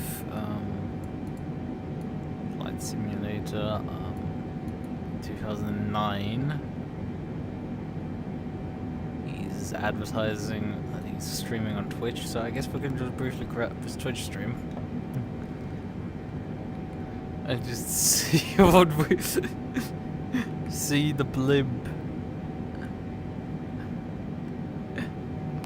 Okay, that's fine that you converted this into. Oh yeah, there it is. He's a bit out of control for flying the Goodyear blimp. Like that's a bit much climb and descent attitude for a blimp. I'm slightly in fear that he's gonna fly it into ground. Oh hey, July 4th from Air Force One Live ATC Music F1B Storm Chaser. Okay, I don't know how all of this. Okay, yeah, I was the only one who's tuned it up. Oh, I think his game is self-destructing or something. I don't know. The blimp doesn't like the universe it lives in.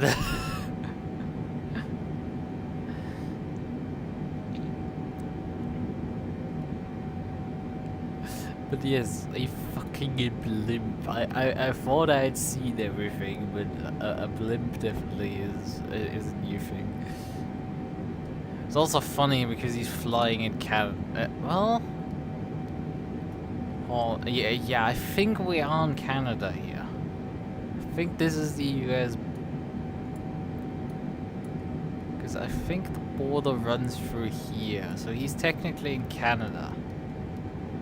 Just getting a bit glitched out here. When after all, we're flying over Toronto, so like it would be a bit odd if north of Toronto was the US again. It sure is a choice of a place to fly of all time, yeah. But yeah, there's no ATC coverage. It's funny, but like it could be way worse. It could be way worse. Flying here, that's a 737 Max. Yeah, the Max's ICAO aircraft code is B38M for the Max 8. EB748 is the 747-800.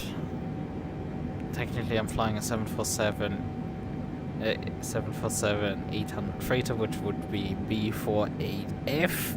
But also, I'm technically flying still the 747-800 because, well, I'm not actually flying a cargo variant, really. I'm just flying a cargo reskin. But I guess it works. You don't find really that many. Here's something interesting. I think that's a. Yeah, it's the F-35. Yeah, somebody's flying an F-35 over here. And occasionally you can find Concords. Don't know if I those before. We can like look at the stats here. Aircraft. What is currently online flying? Yeah, the 737-800. This is the NG variant. That is the most popular. 99 people flying that. The A320, 73 people. The A350-900, the relatively new add-on plane from Indy builds, 67 people. The Boeing 777 with 62. The A321. Both of these are technically the CEO variants, so the old engine variants of these two. Then it is the Boeing 737 MAX 8, the A350 1000 variant, so the larger variant of the A350, the 777, the A319, also the old engine variant, the NG variant of the 737-900, and then the A321neo with 14. This is the 737-700, so also an NG, 13. The Boeing 787-900, also an NG. The Cessna Citation Longitude C700. I've flown that one quite a few times. 10 people flying that one right now. There is the Cessna 172, which is the general aviation aircraft. 8 people. 747-800, 7. One of that's me. 747-400s, 6 of them, and then it has 6 MD-11 flyers. Really interesting. There is A340-600s. It's probably more than actually in the real world flying. Those are not common. What code would this be? There's an A330. They're not really flying. There's 5 A380s flying. 5 A380s. That's something. Anything else interesting? Some 757s.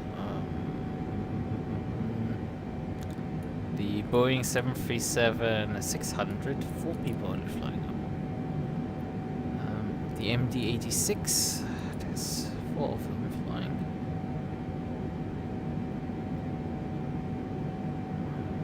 Anything else particularly interesting? DC-6, there's one flying. 35, one of them. DC3, somebody's flying the DC3. When I'm not flying it, somebody else is flying it. Sure as hell good stuff. F-16, somebody's flying it. There's the also an NG variant. I think this is no, that's not the NG. This is the 787. I think. Sure.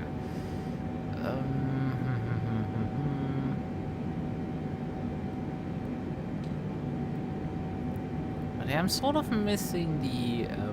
Oh yeah, there it is. A320 Neo. I was about to say, like, where did my A320 Neo go?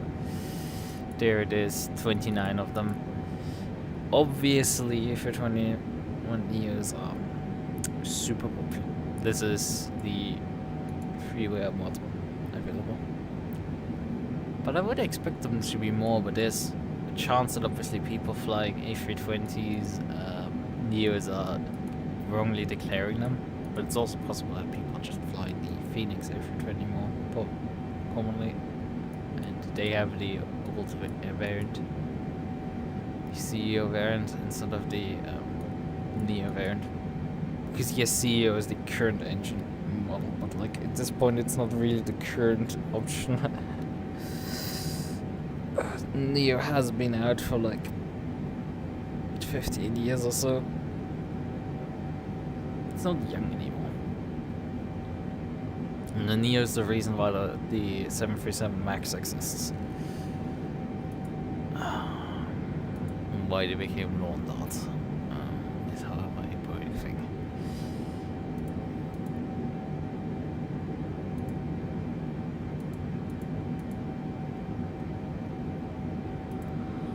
Hey there, we got so hard.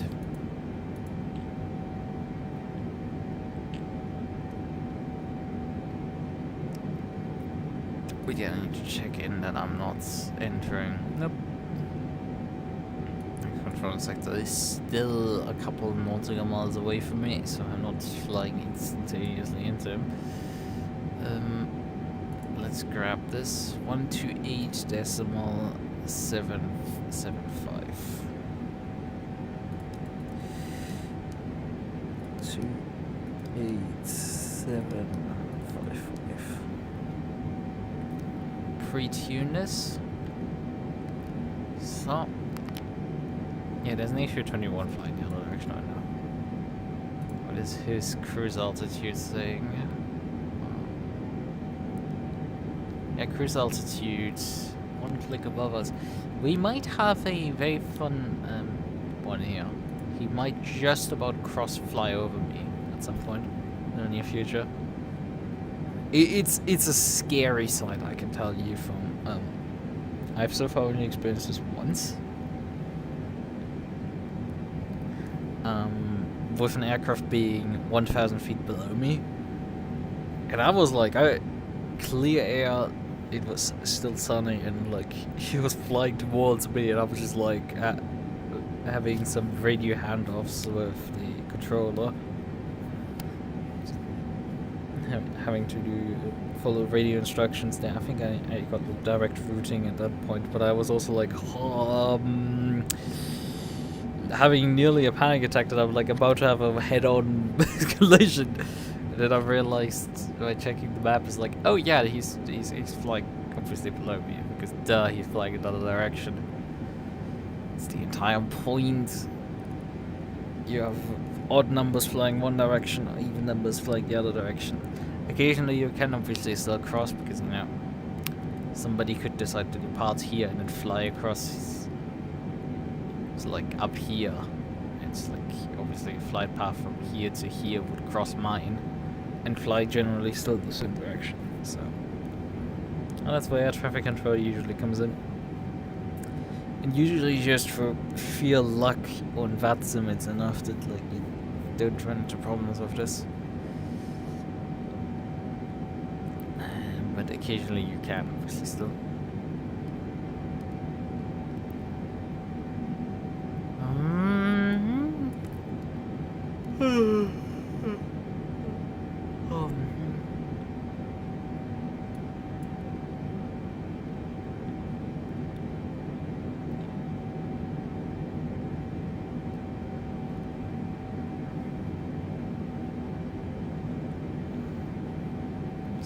fix the range a bit again. So.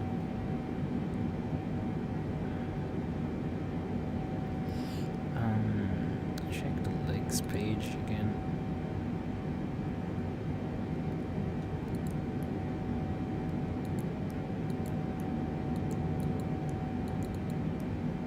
Yes, I think a flight plan is continuity here.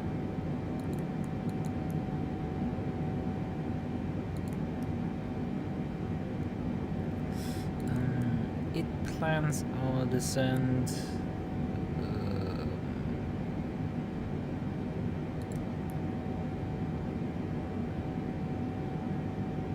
Oh, I think because of the flight plan discontinuity, we have my descent planning doesn't work. At least for detecting this early. Where is our after Tamako? After Tamko, we go to Agluk directionally.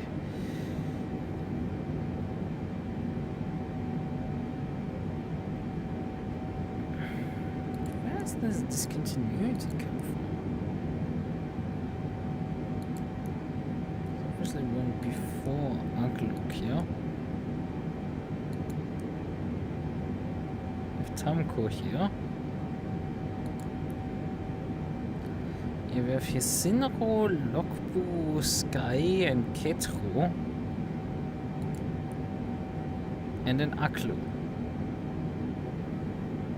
Which are all waypoints I think that shouldn't exist. Yeah, you can tell there is a bit of a funny routing here going on.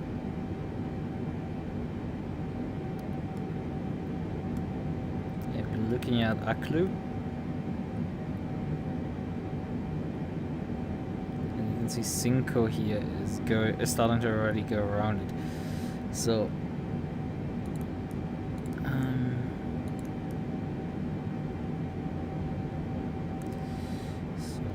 delete Ketro, delete Sky, delete Lokbu,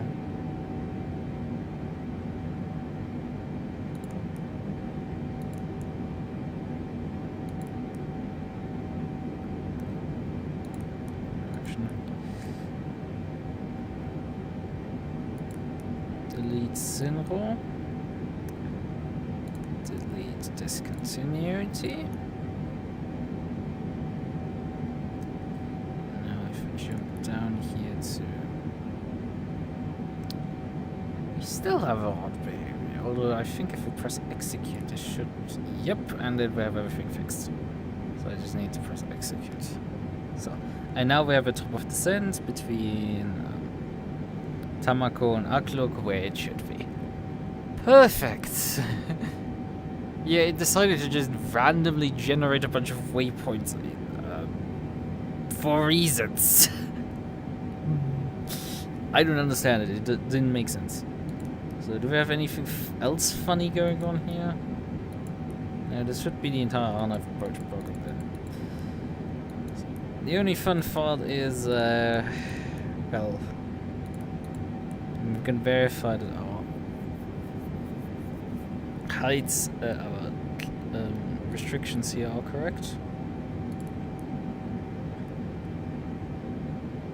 Well, yeah, what makes... Oh no, here you can see when it hasn't a restriction entered. There's an E entered.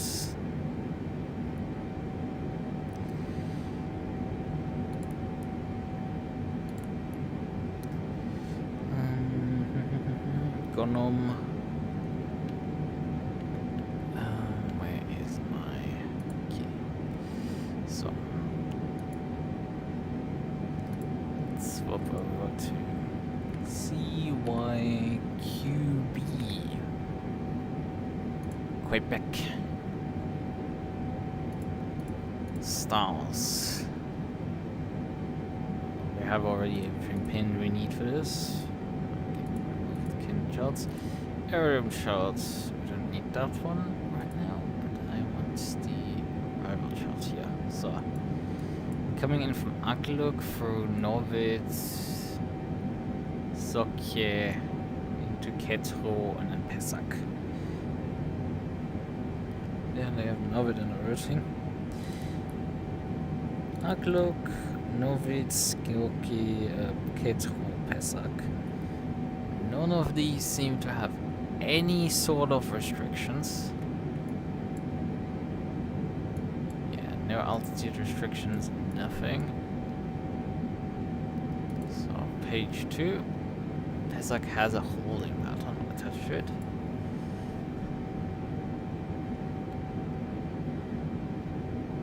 Phase transition routes. Yep, we have that. We have it in. Oh, wait, we need page 3 actually. Because we're coming in for this landing. Although, we need to check that. Maybe the weather has changed. We can't listen to the ATIS yet, but we can obviously open the ATIS and read it.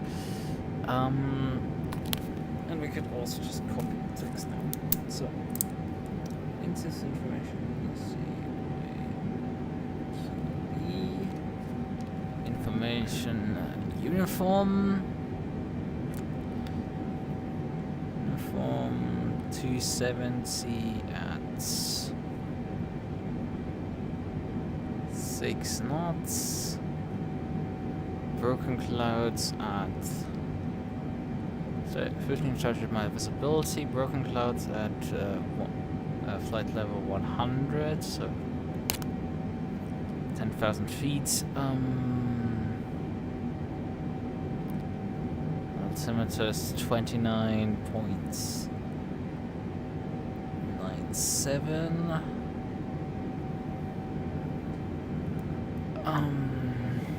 Let's propose our initial contact.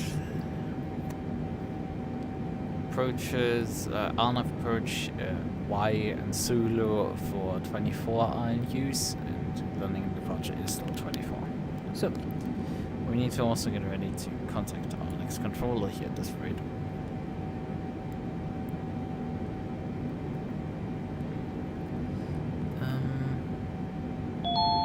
Yeah, he's telling me right now. I need to contact him.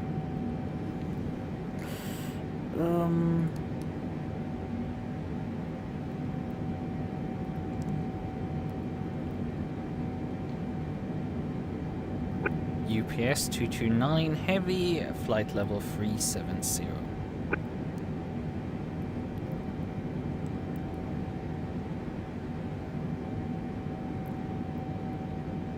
Oh, I got my frequency wrong.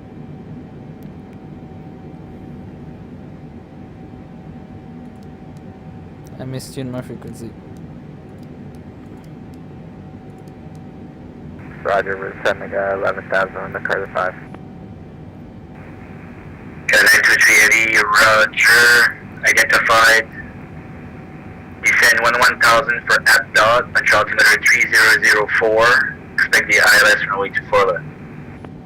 ILS 24 left and 11,000 for F dot on 3004, Erica 923 heavy. UPS 229 heavy, flight level 370. UPS 229 heavy, Montreal Center, good evening. Yeah, and we're gonna hear some French on this frequency. And this is not a euphemism, this is actually we're gonna hear French on this frequency. Because the French exist here.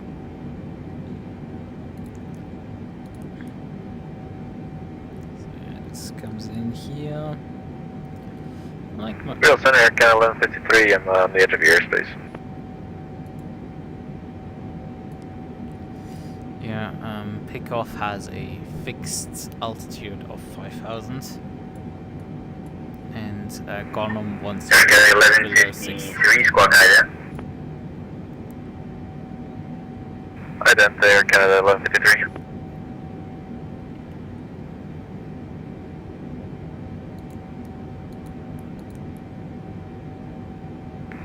All I see you now. Yeah, you're just about to leave to the west. Throttle's offline. You can switch channel route today.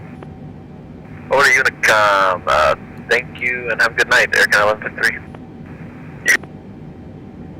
Yeah, you can see it, but like it's very subtle that like it has that this is at 5,000 fixed. Okay, so this works fine.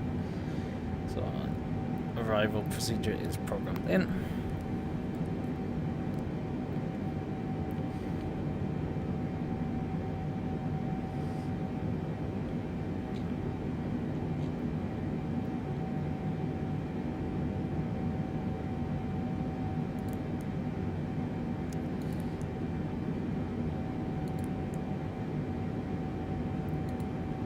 Performance.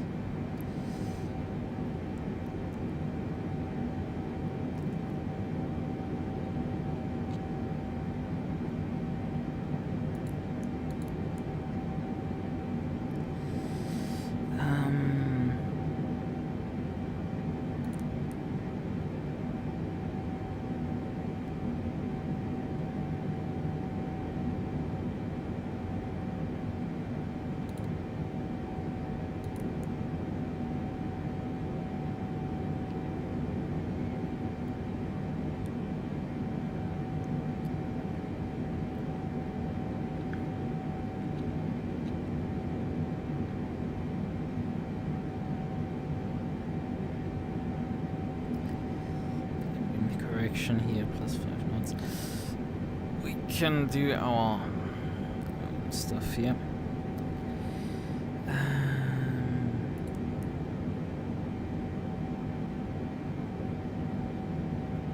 Yeah, it expects us to have about 13.4 tons of fuel on board for landing. Oh yeah, fuel. That's a good reminder. Yeah, we're about to run these equal. So we'll soon, rather than later, have our switch over here. So we'll go second engine display here. We're burning about 2.1.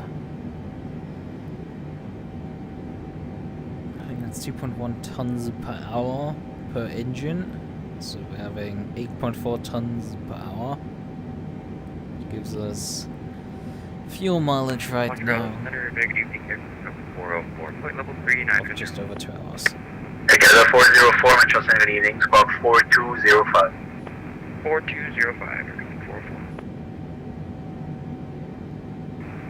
UPS, sorry, 229 heavy. Expect runway 24 Quebec, information uniform. When ready, descend 17,000. Friends, when ready, descent 17,000, uniform on board, expect runway 24, UPS 229 heavy. Right. Together 404, identified information for Montreal, wind 290 at altimeter 3004, runway 24 left tonight. When ready, descend flight level 290.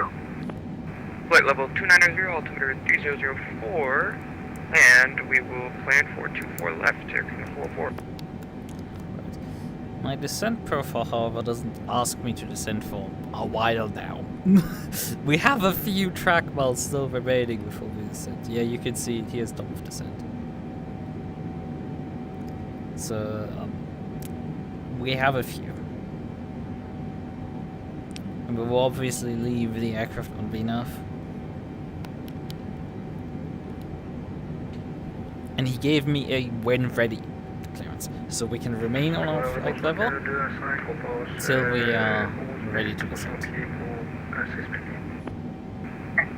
Canadien 5 tours, bonsoir, monter niveau de vol 230.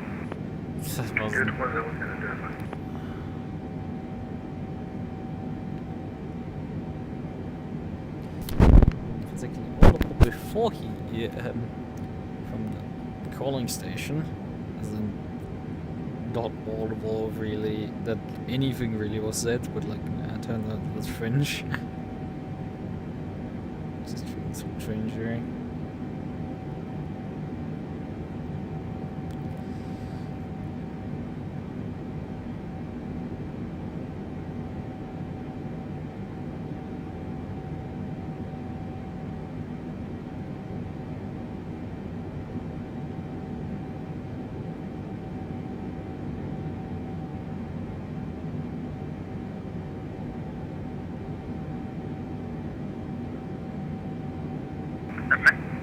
923, contact arrivals 132.85.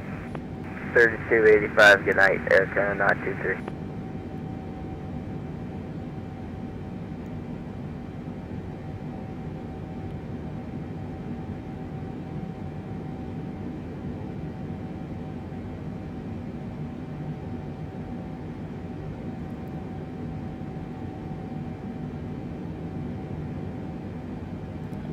Phone, would you kindly start loading the video?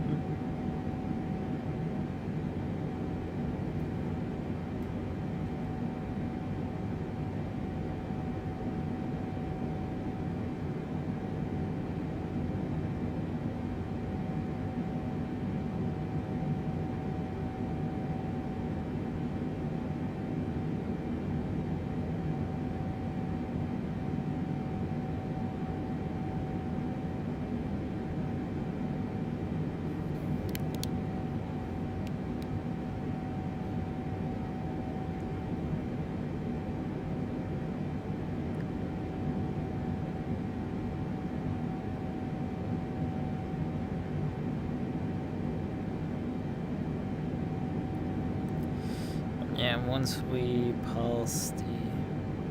How many nautical miles is this about? Ouais,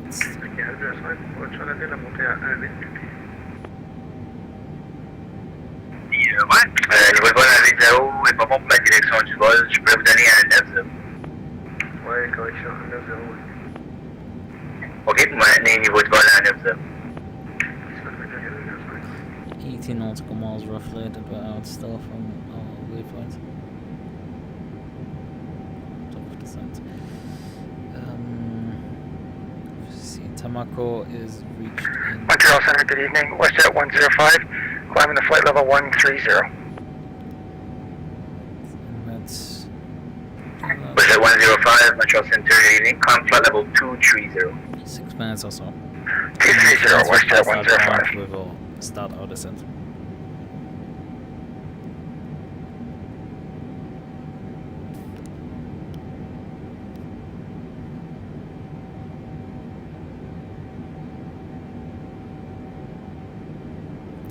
Yeah, we can also start configuring our minima here for the approach. The main thing is dumping the aircraft into the approach mode correctly. Canada 2275, expect the RNAV Zulu runway 25 at Ottawa, information Victor, when ready, descend 17,000.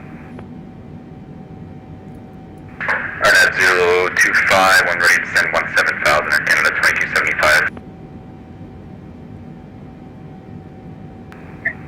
Canada 215, anticipé l'RNAV Zulu 24 via Bifty, l'altitude de Québec 2997, information uniforme. Zulu 24 via Bifty, uniform. Somebody must be flying to the same airport that I'm flying in. If he's getting told to...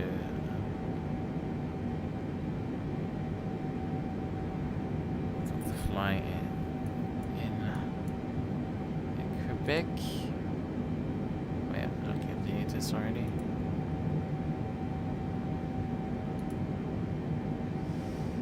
Arriving aircraft. I'm so far on the back on the sequence here. Yeah, there is a... Montreal, Air Canada 1971, 12,500 feet, climbing 16,000. 16. I got a 1971, Montreal Center, good day, climb, flight level 210. It's landing already, yeah. 210 for Air Canada 1971. There's 2 Air Canada flights coming in now. One with an A320 Neo. Air Canada 404, descend 8,000, Montreal Center 3004. 1,000 and altimeter 3004. Yeah, he's doing good at short hop this Air Canada flight here. I'm doing here the longer. But I didn't. Just doing the short hop up to Quebec. UPS 229 heavy, proceed direct D-side. Papa Echo, Sierra Alpha, Charlie. Sierra Charlie, Papa Echo, Sierra Charlie, Papa Echo, Sierra Charlie.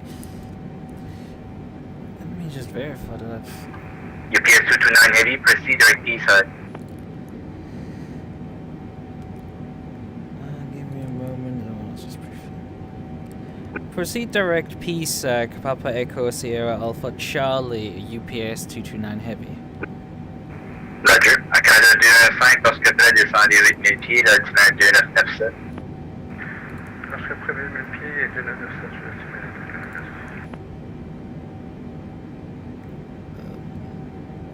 That didn't work.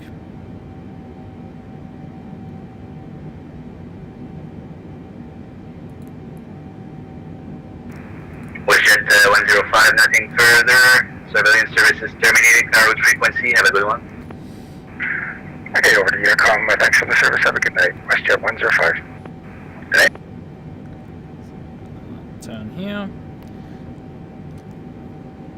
But yeah, directs can catch you easily off guard here with stuff like that.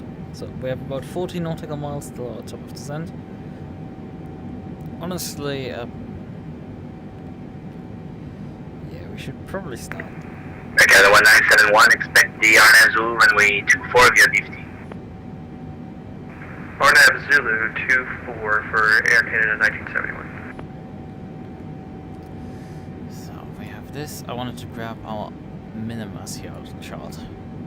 That's why we got interrupted. So minima for an LNAV is 640.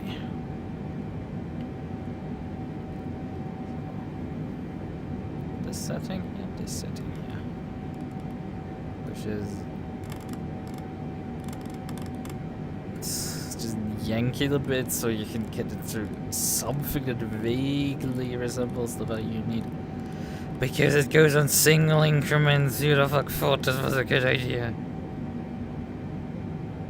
You can reset them. Let's not do that. Really close enough.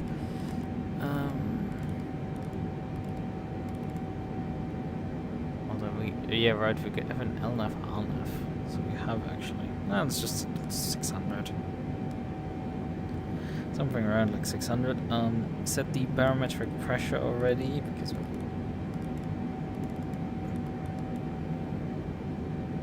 297, but we stay obviously on standard right now.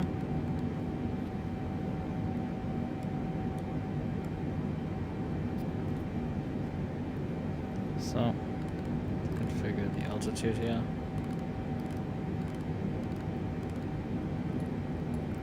So use my map here.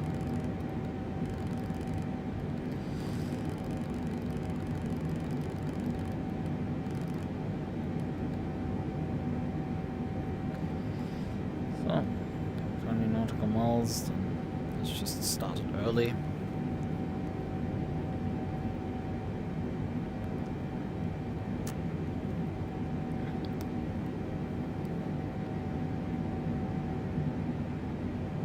Yeah, right. Fuel tank. It tells us this. So let's do this. Let's do a fuel reconfiguration.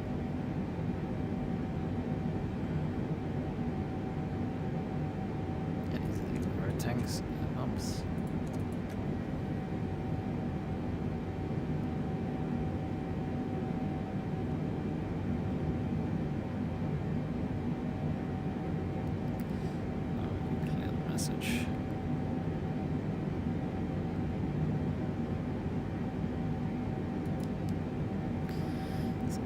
Fuel is slightly unbalanced, but it's fine. So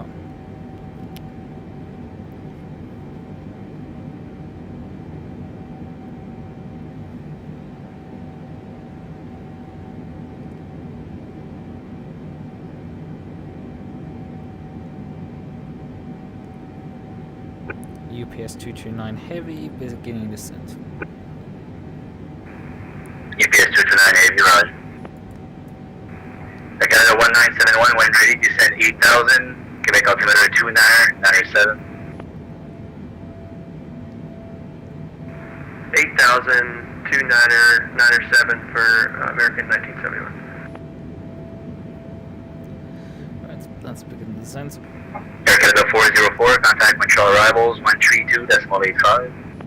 132.85 for Canada 404. We'll see you. Have a great night. You do. Canada 295, contacter les arrivées de Québec 127 décimal 85, au revoir. 2785, ils arrivent de Québec, 205, merci, bonne journée. Right, we wanted to have our performance calculations here. Landing performance, 2.4, populate weather. What's the weather I actually got out of it? 270 at 6 knots was mine still. Huh. When that's turned either, what is not up to date in here? Anyway, keep this. Flap setting 30, landing weights. I expected a bit lower than that.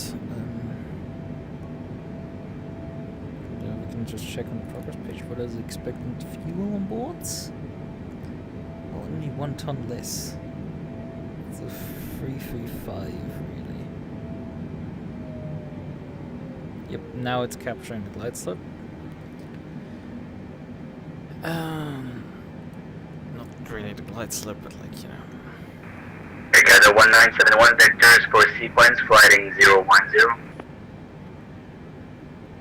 010, Air Canada 1971. So. And configuration. The ref is calculated at 152. We check here. Perf 152. Configure this. Checklists. Recall briefly.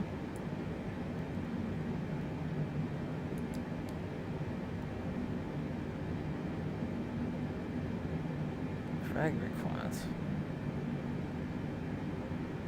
Where do I enter that?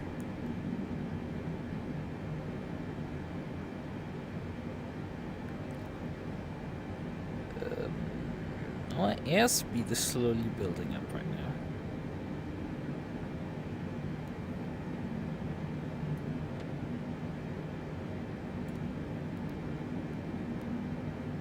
Under descent.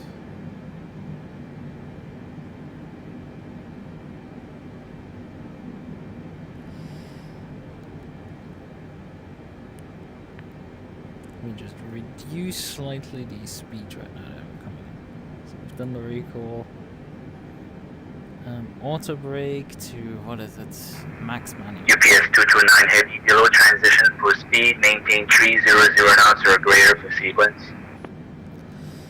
Maintains speed 30 and greater. What was again the approach for UPS 229 heavy? Once you're below the speed transition, so below like flight level 290, maintain 300 indicated or more. Maintain 330 indicated or more, but what was the arrival sequence? Sorry, my bad. I didn't hear that. The PSAC 4. PSAC for arrival, UPS 33 heavy, and maintain 330 for sequencing. That speed is 300, 300 or more. Yeah, 300. UPS 229 heavy. Okay, we need to... Okay, the 1971, proceed direct PSAC, resume the PSAC 4 arrival, and maintain 300 knots or less. Direct PSAC, take the PSAC 4, Air Canada 1971, 300 knots or less. I convince it to do certain speeds. Canada 2275, descend 8000 out of altimeter 3008.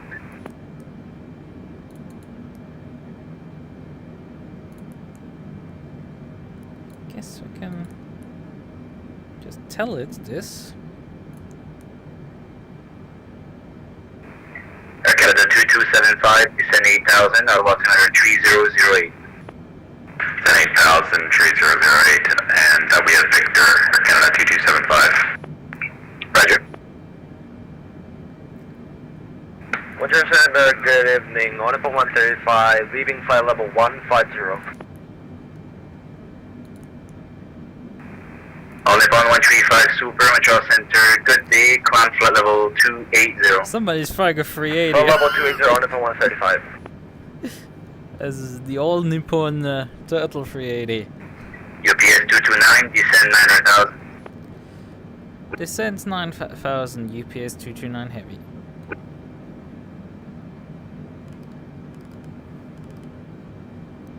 So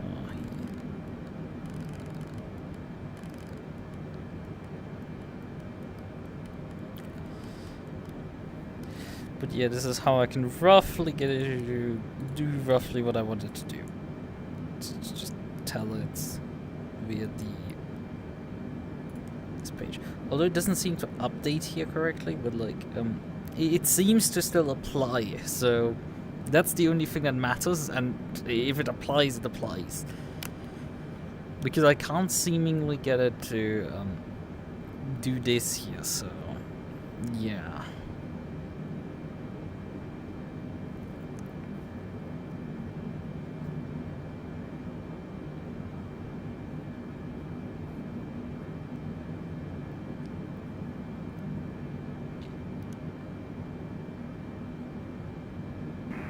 UPS 229 heavy, start reducing now to 270 knots. Start reducing to 270 knots, UPS 229 heavy.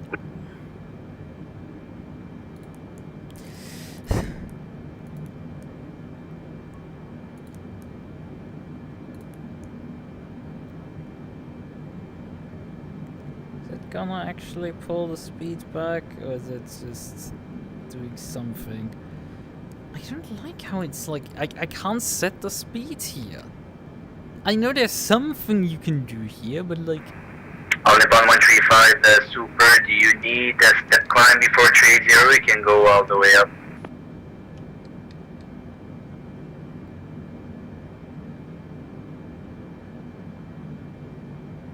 On Nippon 135, I wasn't sure about that clearance. Can you say please again, please? Yeah, I'm just asking if you can go up to flight level 380 now, or you need to stay lower for a bit.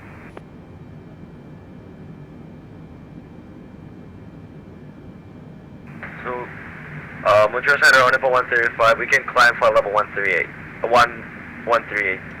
Correction, sorry. Flight level 380. Come on. Okay, so on Nippon 135 Super, climb flight level 380. Climbing flight level 380 on Nippon 138. Why does sometimes the speed brake just get stuck while you're trying to move it with the mouse? So. UPS 229 heavy, contact Quebec arrivals 127.85 today. 127.85. Contact Quebec arrival 127.85. Have a good night.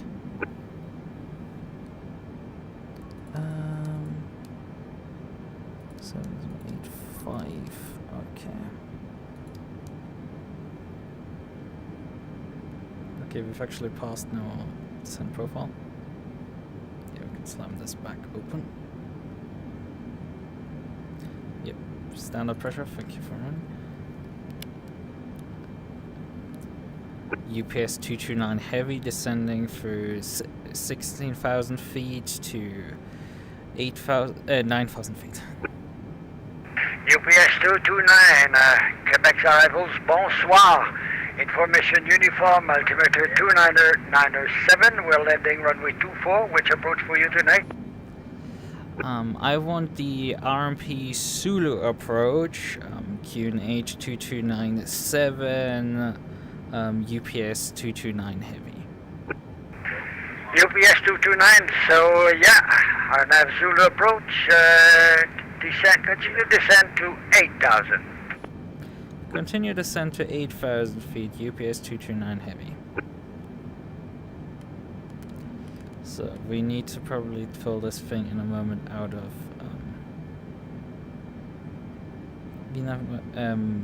we need to just pull the speed back because we're gonna soon hit. No, we can just keep the speed up right now.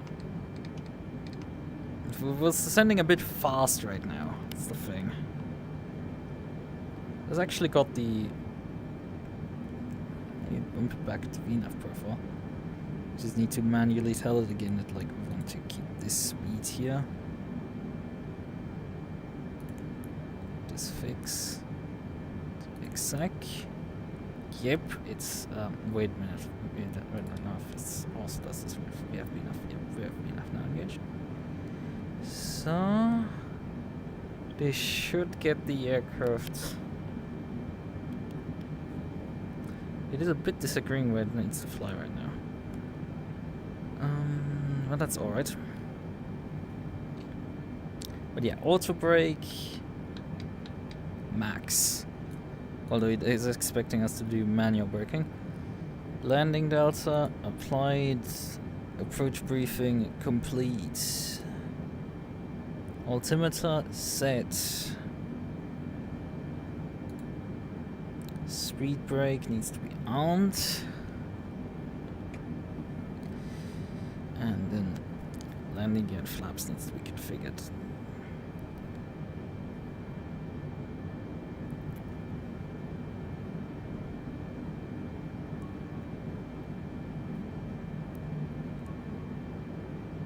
Okay, now it's just telling us to decelerate.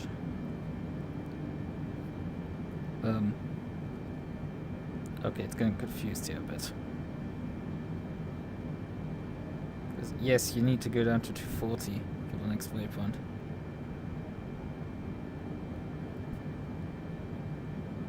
Huh? Why is jumping occasionally up the speed again?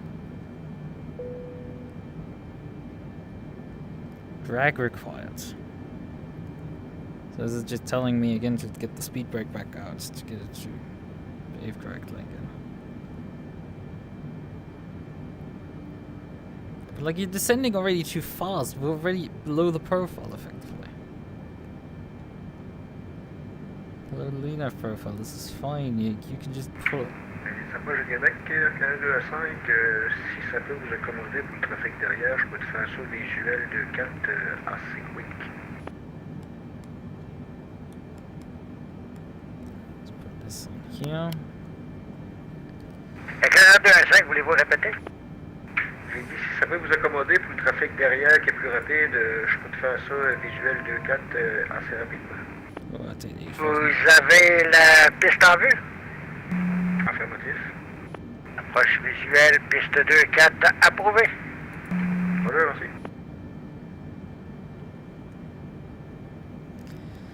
Soon given probably more descent clearance. Oh yeah, we can switch the landing lights on. It's also important.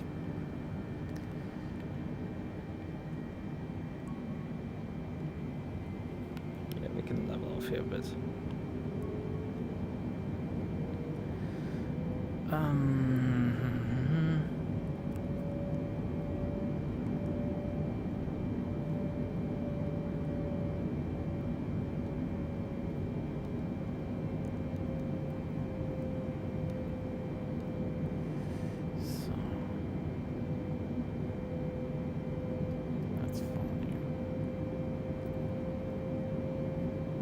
Quebec arrival, Air Canada 1971, 8,000 feet, descending PSAC 4. Air Canada 1971, Quebec's arrivals, bonsoir. Information Unit 1, Quebec uniform in Quebec City, altimeter 297. We're landing on runway 24. Which approach were you?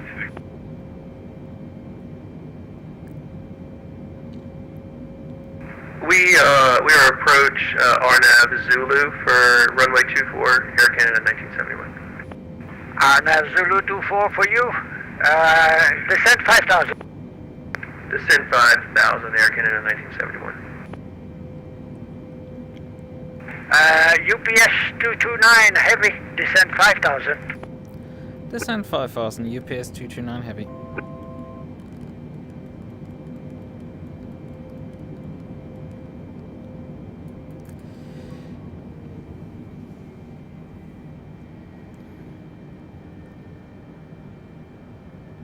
That's the airport already here. As you can see, this is gonna be fun landing in there.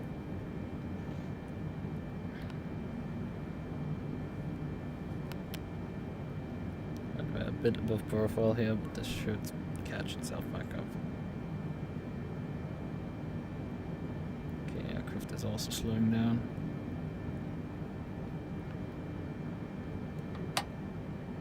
Start configuring it. It's 5 degrees flap. Oh, that means it wants to fucking decelerate more. That was not particularly well thought out. We're gonna drop a lot of speed here.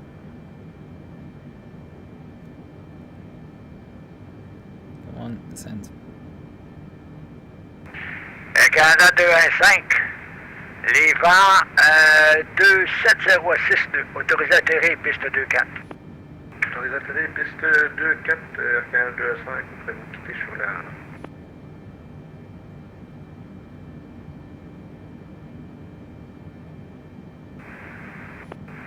Vous avez dit de prévoir quitter où?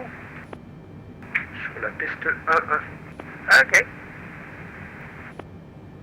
Ben, on n'est pas pire pour le trafic, là. Ils s'en vont tous en haut à B50, on va bien aller. Yeah, we're gonna end up high on this waypoint. Ben, quand même, merci beaucoup. Votre aide, c'est toujours plaisant.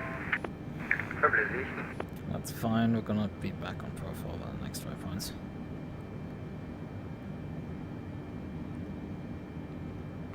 UPS 229 heavy, descend 4000. Descend 4000, UPS 229 heavy. And there goes my audio.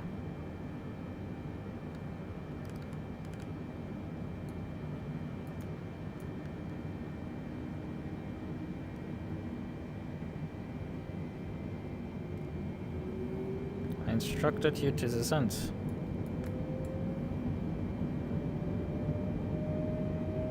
Don't roll up the engines again.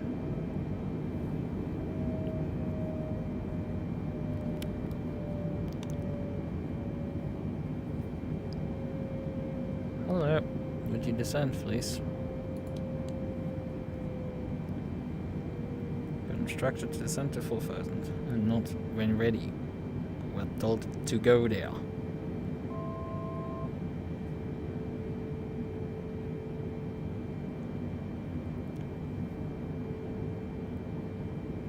The altitude that you need to have at B-2.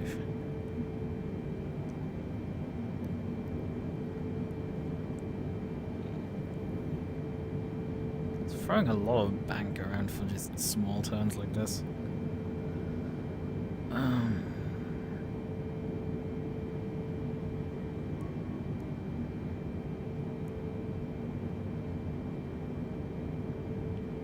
Thing is, as soon as you engage vertical nav on this aircraft, you lose the speed setting. You can't set the speed yourself.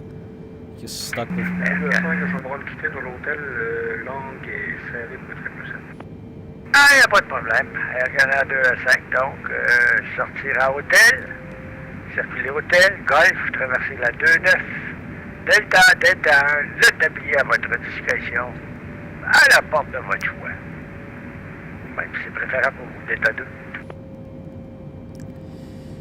On quitte de l'hôtel Golf, on traverse de 9, Delta 1 ou 2, ça va sûrement être la 33 de Delta. Merci, bonne soirée, à la prochaine. À la prochaine, merci pour vos vols à Québec, c'est toujours plaisant. Pareillement. UPS 229 Heavy via 50, Enigda clear, ANAV Zulu approach, runway 24. Cleared ANAV Zulu approach via 50 UPS 229 Heavy.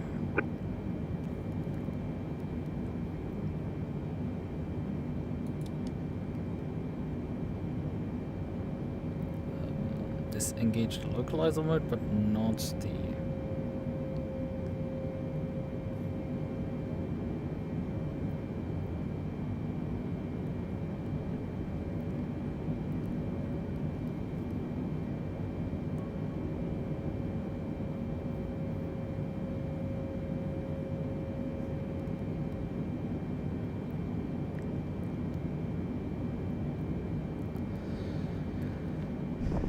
Otherwise we're going visual, because we should have visual.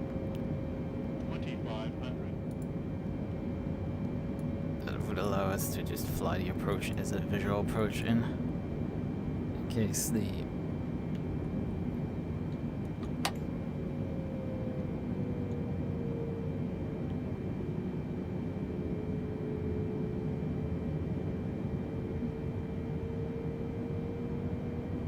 showing us high on profile for some reason, even though it aren't.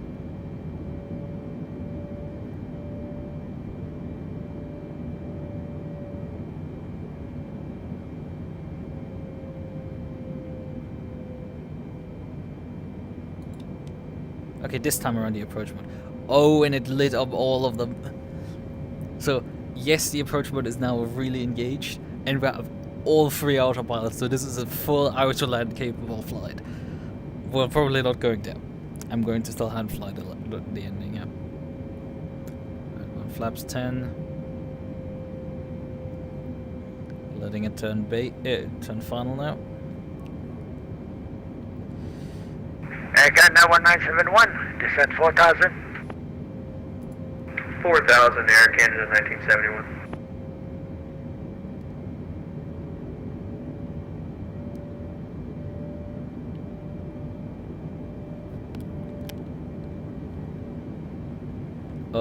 Why are you not descending on profile?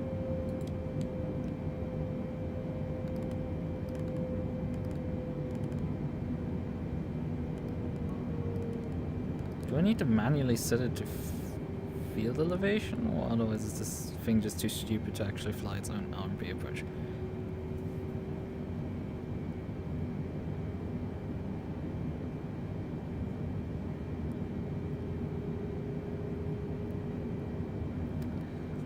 Let's configure the aircraft further. Let's slam it fully into...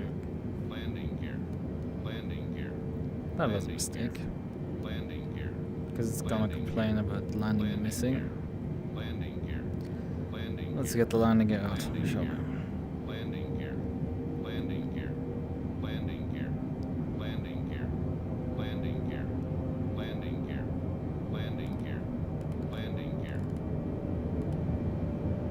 Let me just, yeah, send the aircraft into the ground, but like, we have very little options right now.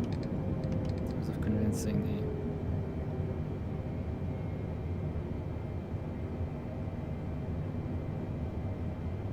on that mode to actually fly correctly. Although we have full visual, so like we should just probably disengage, considering I'm not sure I'm actually flying this here correctly fully. But hey, it looks stable, so you know, we can work. UPS 229 heavy. Winds 270 at 6 knots. Clear to land runway 24. Clear to land runway 24, UPS 229 heavy.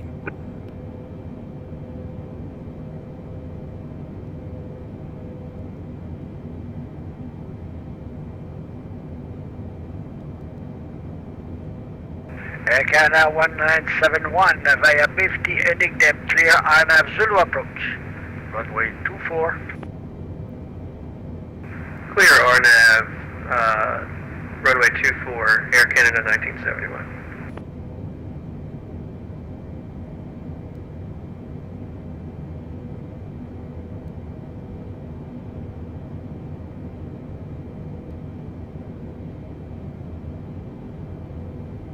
Yeah, GP FAC, it should be working now.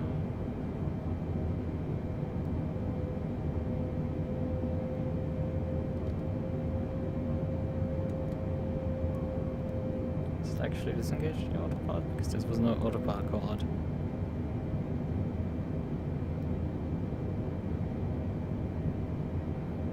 A bit low now. Aircraft up. Yeah, we're hand flying now.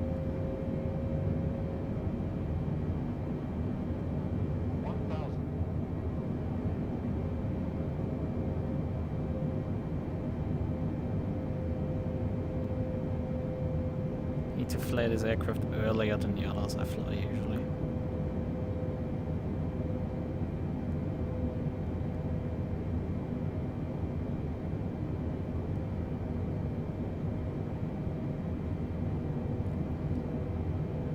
once we touch down, we need to just slam it into reverse thrust.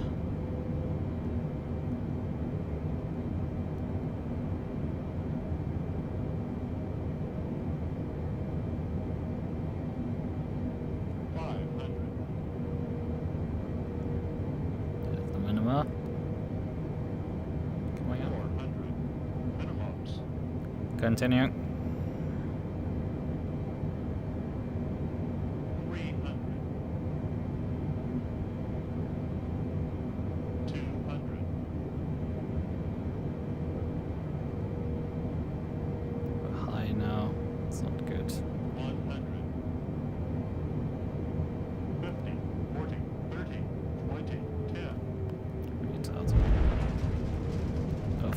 Bounce, massive bounce. Well, I think it's ground.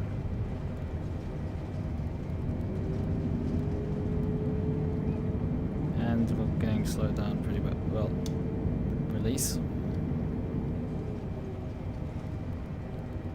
Anything else? And then vacate the runway, I think, on the next exit.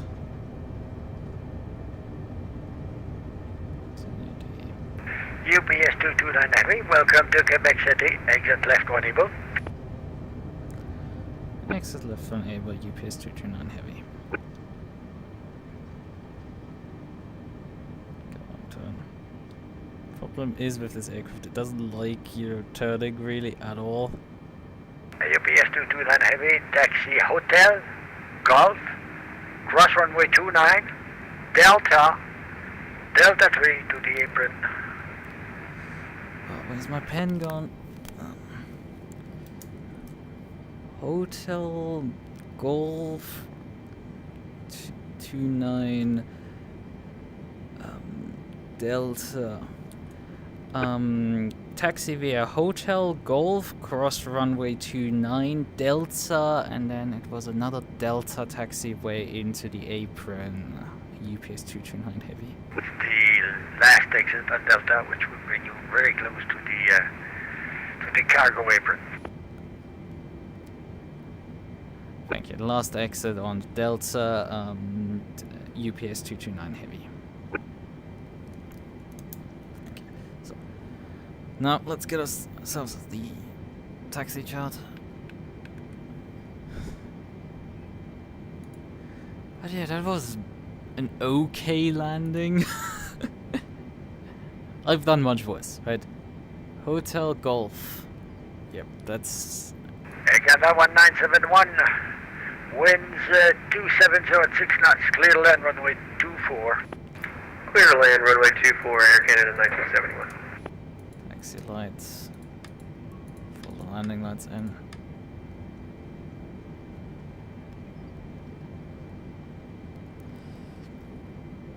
And yeah, you taxi here across this runway here. Taxiing with decent amount of speed right now. So post-landing checklist right now. Oh, that's shutdown checklist. We don't need that yet. There's still some mileage to roll here.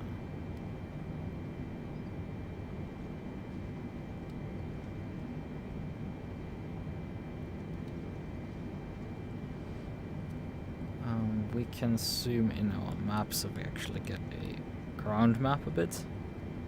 I think he gave me Delta 3 because that would be the only...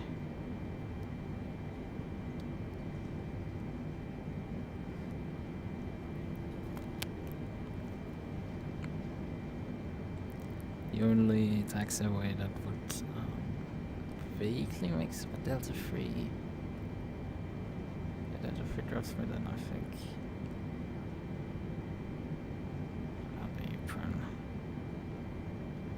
That could be Delta 4 what you meant. Huh.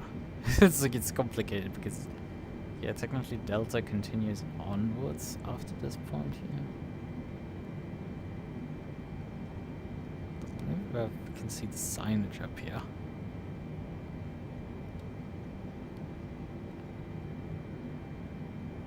If this is still Delta turning through this corner here, or will it become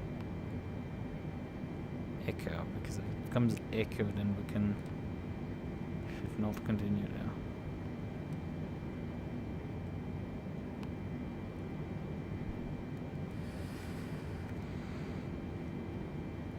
I think from what I see here on the ground, it might make sense to just turn in here now, right?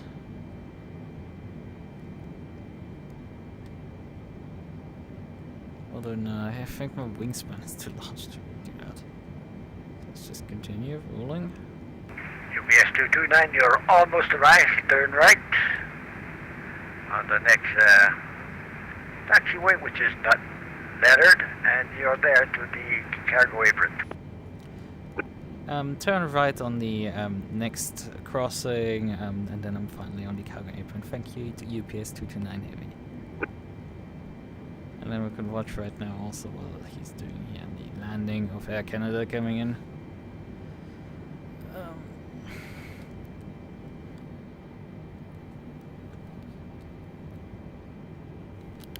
really nice landing as far as I can see so far. But yeah, I think that's the cargo apron. I think I took an entry a bit too early, but... Canada 1971, welcome to Quebec City. Exit left on runway 11 to backtrack on 29. Exit left, runway 11, backtrack 29er, Air Canada 1971.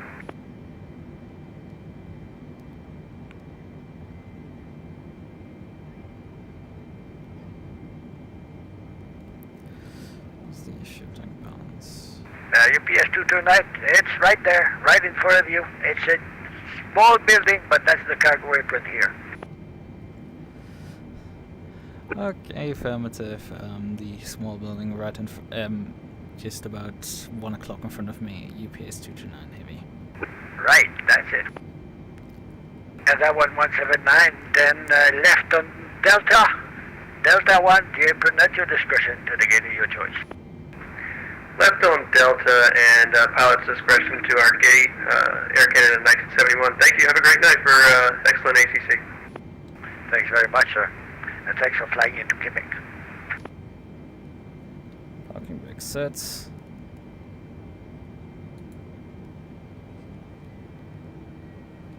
Let's pull the flaps up.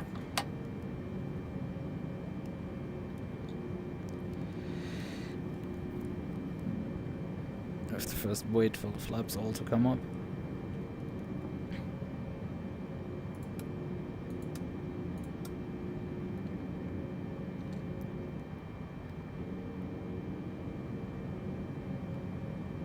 But yeah, this takes a while.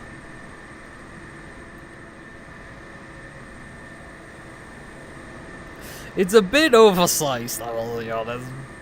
They usually operate something a tad bit smaller into for cargo stuff, but you know, hey, the airport still can take my aircraft and they played along with it, so you know, it's fine. We still have a bit to wait for the flap retraction to finish. It's a lengthy process. We have external power available, so once we get the external power connected, and then we can begin engine shutdown.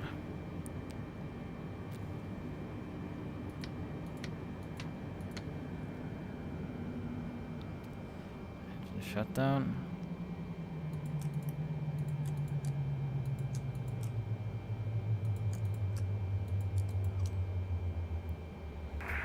To all aircraft on frequency. Québec Terminal is closing. Moniteur Unicom à tous les appareils sur la fréquence. Le terminal de Québec ferme. Passez sur Unicom. Bonsoir, à la prochaine. Good night and see you another time. Good night. Excellent event. Yeah, we just about landed before they shut down. So, flaps retracted, picks up. On the up already.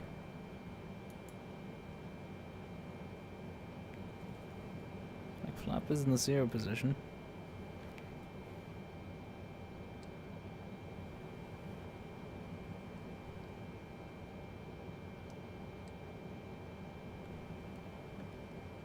Yeah, it says those flaps aren't up, even though I definitely put them up.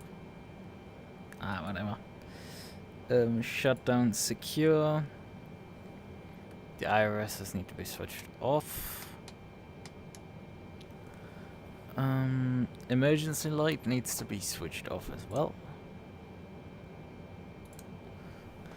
And then the packs need to be turned off. Packs off. Emergency light is off. I don't know what it has now. It seems to not like some of these. Standby power off. So... yeah,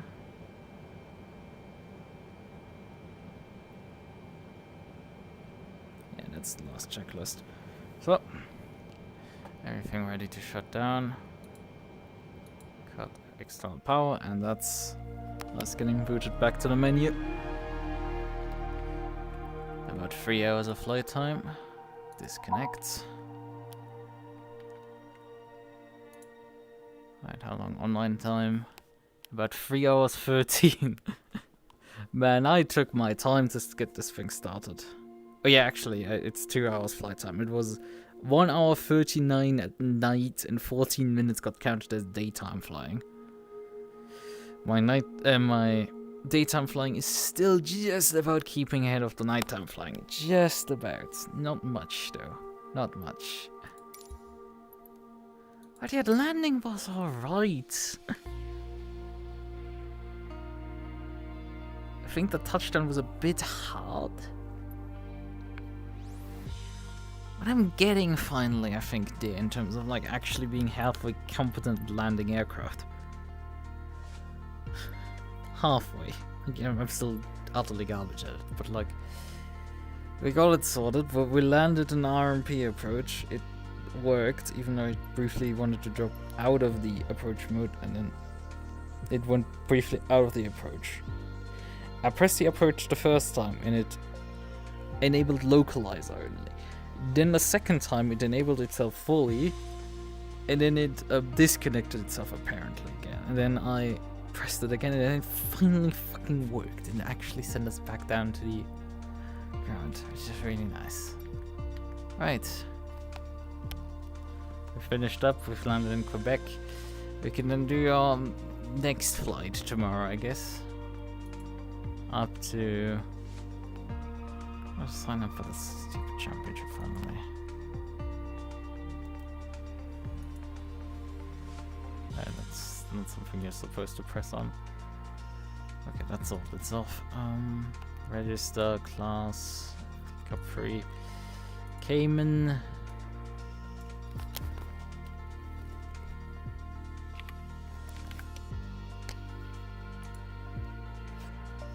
Porsche, Team Mofa.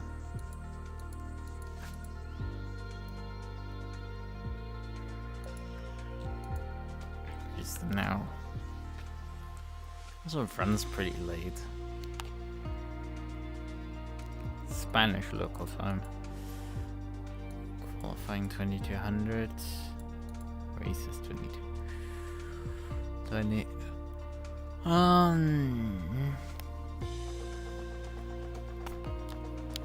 But yeah, we should be back to Europe soon-ish.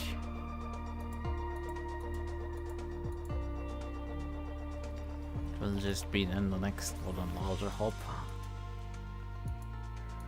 And there's definitely still some learning with some of the Boeing systems. Definitely not something I'm fully comfortable with yet. Safe flights, I think we have it in here.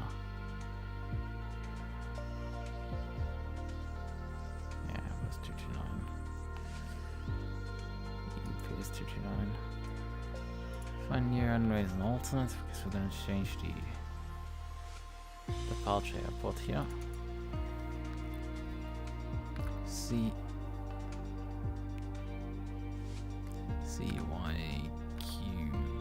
see.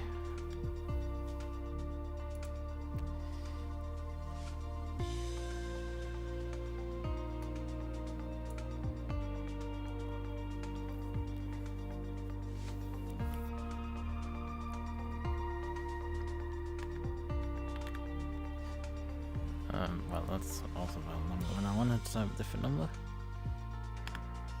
189. So, this is roughly what I'm looking at for the next flight, which is 6 hours block time scheduled. Not all of the block time is airtime, obviously. We can... Where is here? Broken down now. Time estimates.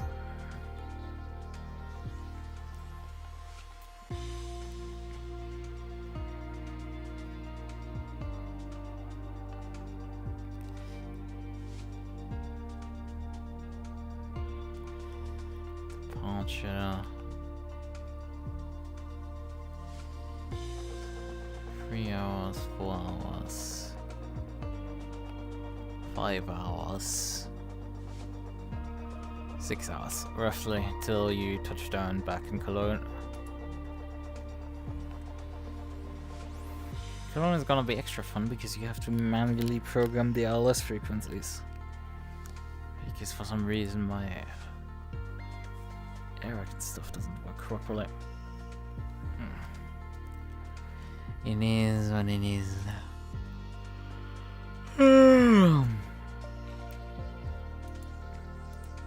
Well then.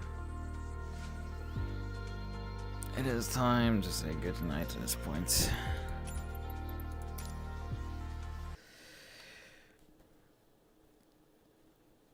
And as I said, it wasn't even lengthy of a flight, but we got to do some stuff.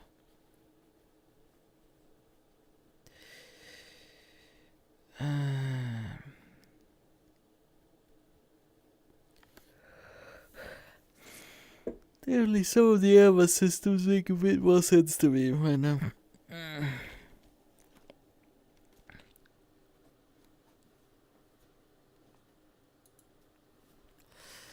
they do make a bit more sense to me.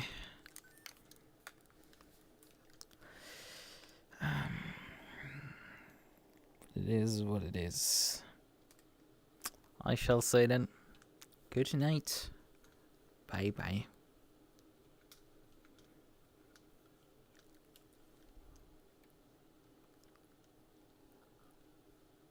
Why can't I interact with this one now?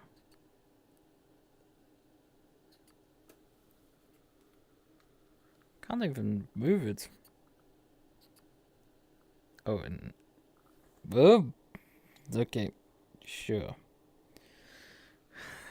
It decides to teleport down here. Okay, good night still. Bye bye.